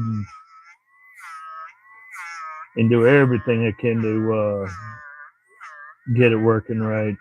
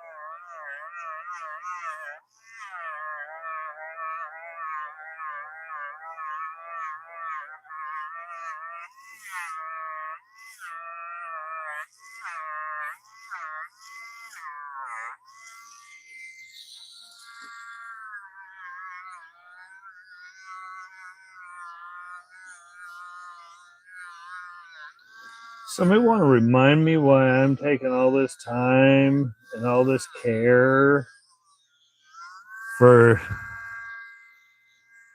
probably a 90s, early 2000 Craftsman screwdriver now? I'm sitting here tidying this up saying, you know what, it's not like it's not a sweetheart screwdriver. It's not a 50s or 60s SK screwdriver. I'm like, wait a minute, this is just your standard screwdriver. I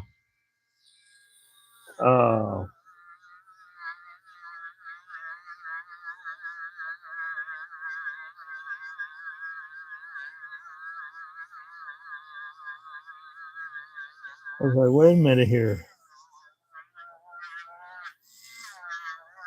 It's just a common screwdriver. I know because I got probably a dozen of them when I was younger. Just Western Forge model, but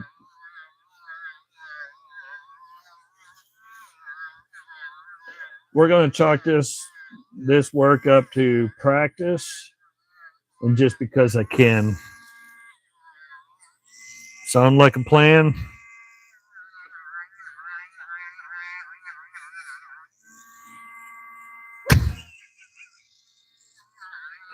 Oh, that's a good one. I hate to say it. I cleaned the rust off some Pittsburgh screwdrivers. Handles were in good shape, obviously, because they're those extremely hard plastic handles. But the screwdriver blades were rusted. I cleaned them up, got them shiny, put a coat of wax on them, given them my stepson. That way he had something to throw in the car. So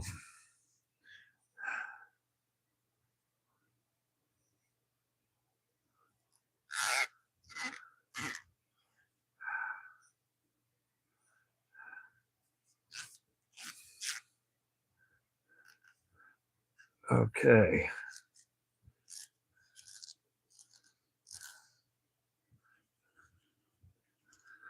Oh, I know what it was, why I'm doing this. Because people ask me how I work on acetate screwdrivers, clean them up without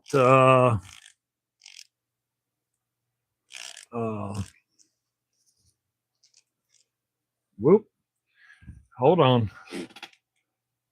Okay, hopefully it's still got audio. I gotta shut this down because I need to. Hopefully it didn't.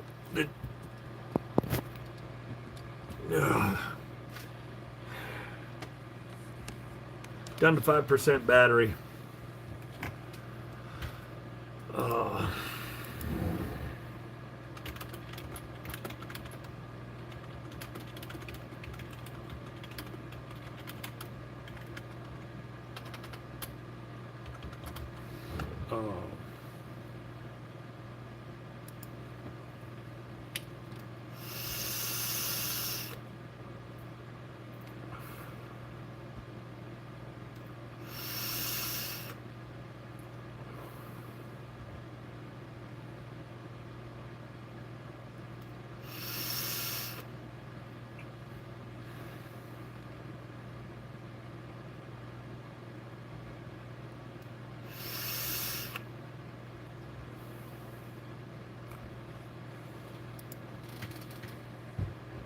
Okay.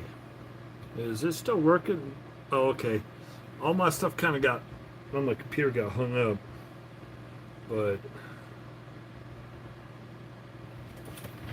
so there we go. Little Craftsman screwdriver. Phillips is in good shape. Yeah, I had to pull the my mic assembly off because my phone was at 5% battery. All of a sudden the screen went dark and I wasn't sure I was gonna be able to scramble and get power into the phone before the phone shut down and died. Uh, so yeah, with that I was trying to watch on my computer, but there's that stupid delay, so I'm sitting there looking because on my computer it still shows me polishing this, and I'm like, did it die, did it not? But so there's a little P2, nice and tidy. Metal looks good, no longer rusted. There's some little, like I said, there's some texture in here because of the pitting, but I'm okay with it. And there is the handle, which isn't too bad. It's got a little bit of yellow haze to it. May not be able to see it, I can't, but there it is, right there. BF, made in USA. So that, to me, kind of contradicts the lists that say that that was made by Diado and made over in Japan. Because here's a BF that says made in the USA. So it's probably one of those eras and one of those one that nobody knows about. They don't know who made it or anything like that. Cool. Because yeah, it's on the phone's physical onboard audio.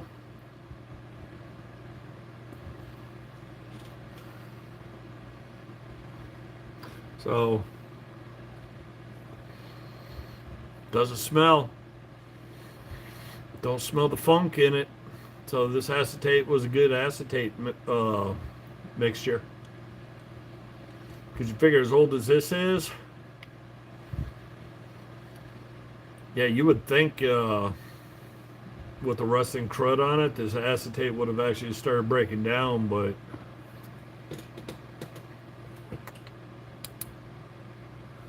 it's pretty daggone clear. It's got a little bit of a milky haze to it. Not too bad. Oops. I can make another lamp.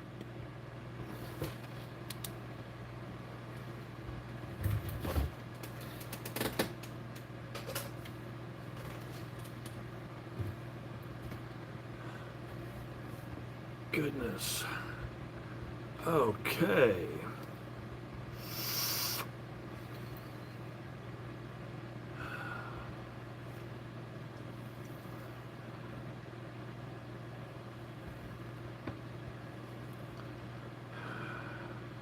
I'm not even gonna try to pronunciate. Let me try that again. Pronunciate your name. But last I knew, World War II, there was a non-aggression pact in when Germany invaded Poland. So it wasn't really a side type thing because it was basically the world against Germany and Japan with some little flunkies under it.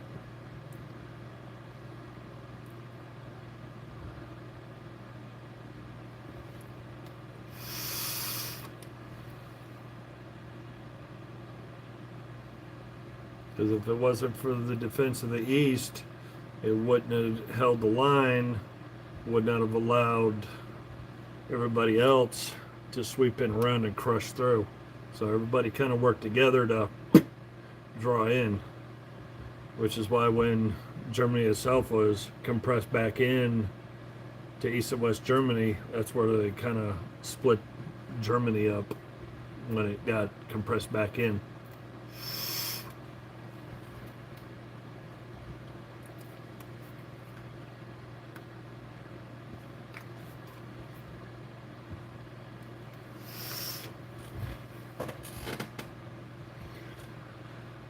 Alrighty. I gotta find my drink. The cup is empty. The bottle is empty.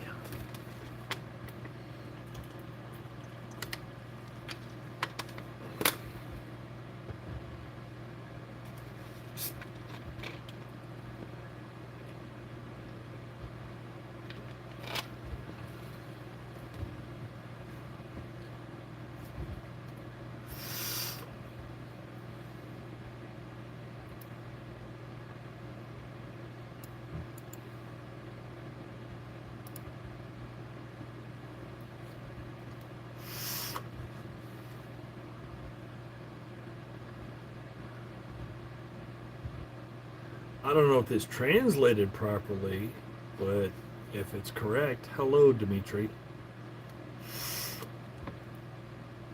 If it translated properly. I trust computers thinking about it as far as I can throw my truck.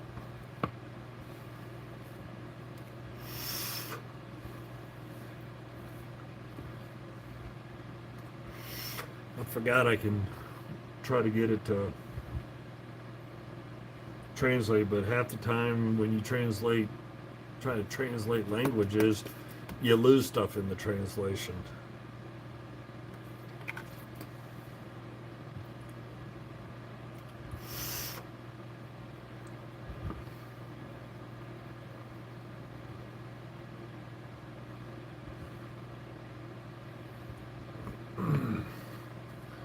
Alrighty, it's midnight. I have completed everything but this. I'm gonna see if I can straighten that out first because it is so close to the handle. If I can straighten it out, then I will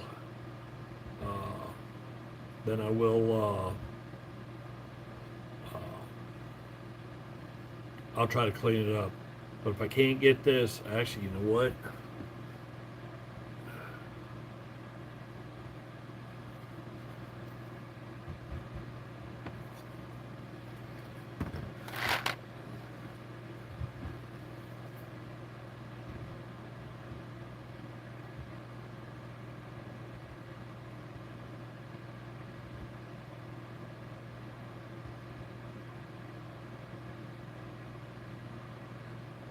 Yeah, okay. I'm gonna try to straighten that out because it's just bent up.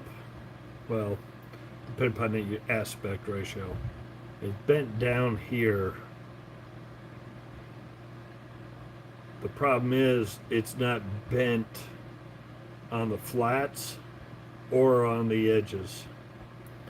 So this is gonna take some finagling. I'm probably gonna have to notch out some wood to shove in a vise to try and straighten it out, because it's not gonna be able to go into the press because it's not bent on the flats or, like I said, on the edges. I've got two bad spots. It's not twisted, but it's not on a axis point that I could easily straighten it. So that'll be a future one. No, I think this will be a grandkids free weekend.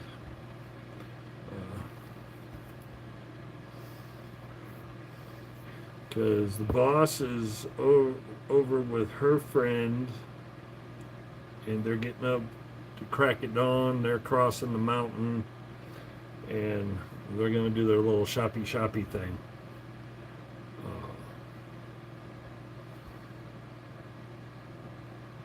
I wasn't invited, but her husband's on a trip, so Yeah, I'm glad I wasn't invited. If you're watching, love you, hon, but glad I'm not going.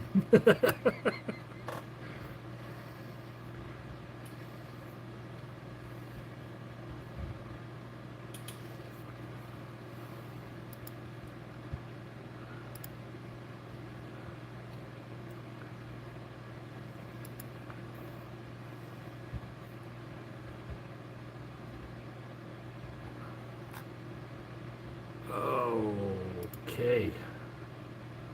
Brain's not braining.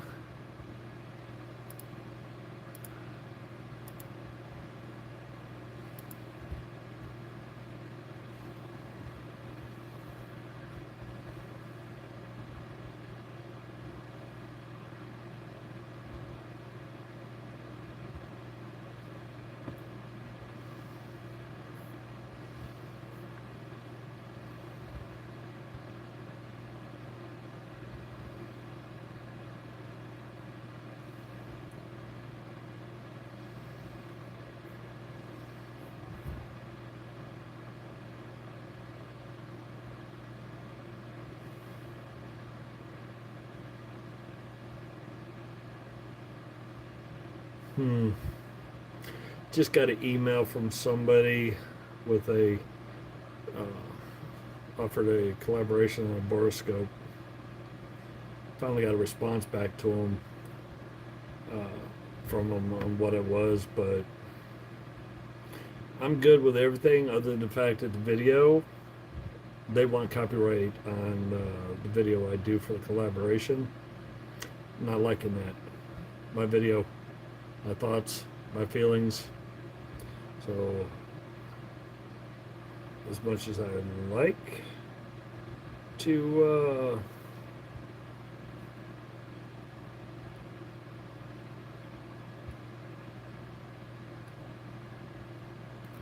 I don't know, I think I might have to pass on that one. I would like to the kind of their boroscope looks really good. I really like the fact that it's a controller, so you can actually move the tip, angle the tip around, so you're not just sending it in and trying to free float it down in the thing. I just don't know if I want to give up my video for them. I mean, granted, copyright. I created the video, so I mean, yes, it's their product, but it's my video, so I think I'm gonna have to pass on that one.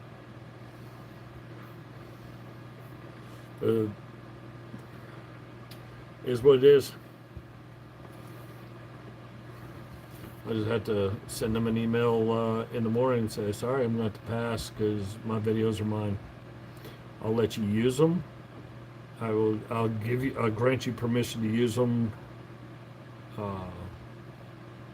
But yeah, you're not going to have copyright of my videos. So, sorry, people.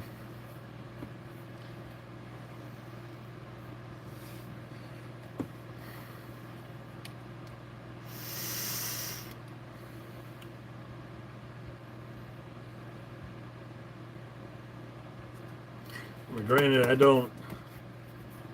granted, it's just one video, but still, it's, they didn't.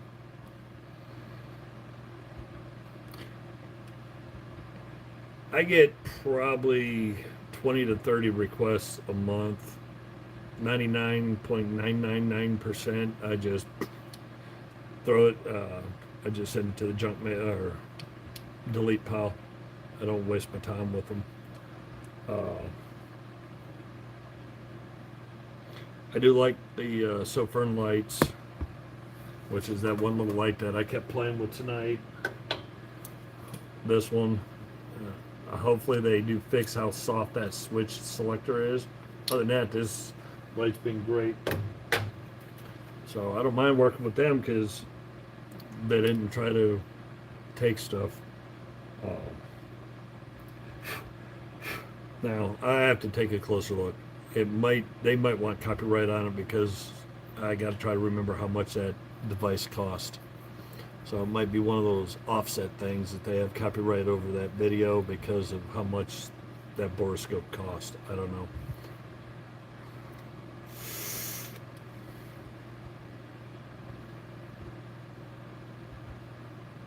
They just want me to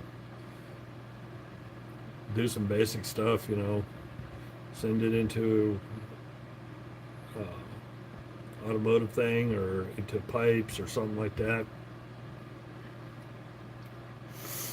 I can do all that jazz, but at the same time, I don't know. Kind of got that.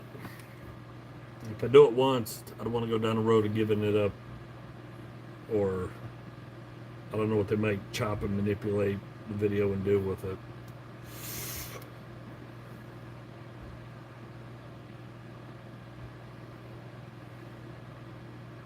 Oh well. Just send it to the scrap pile like I do so many others.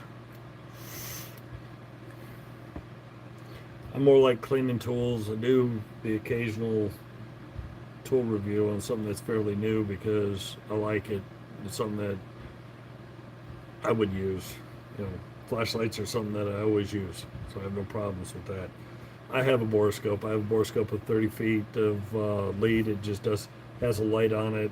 Has a good little camera. I've sent it down into the pipes. My wife dropped a necklace, and the necklace went down into the sink. Made it past the little plungery thing. So I dismantled all that. Sent my borescope down into it. Able to see it. Able to find it. Able to recover it. It didn't get past the P-trap, but it got down close to the backside of the P-trap. That if any water or any more water would have went into it, it probably would have pushed it up and over. Then I would have been chasing through the scrambling down to the basement with a big trash can to open the pipe up to make sure it didn't go out into the septic system. So,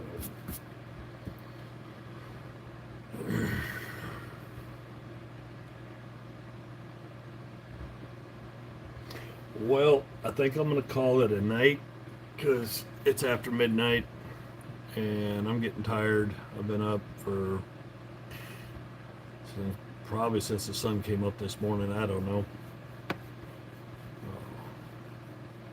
Been a long, busy day. I got a long, busy day tomorrow. So everybody have a good night. Have a good weekend. And as always, good luck in the hunt.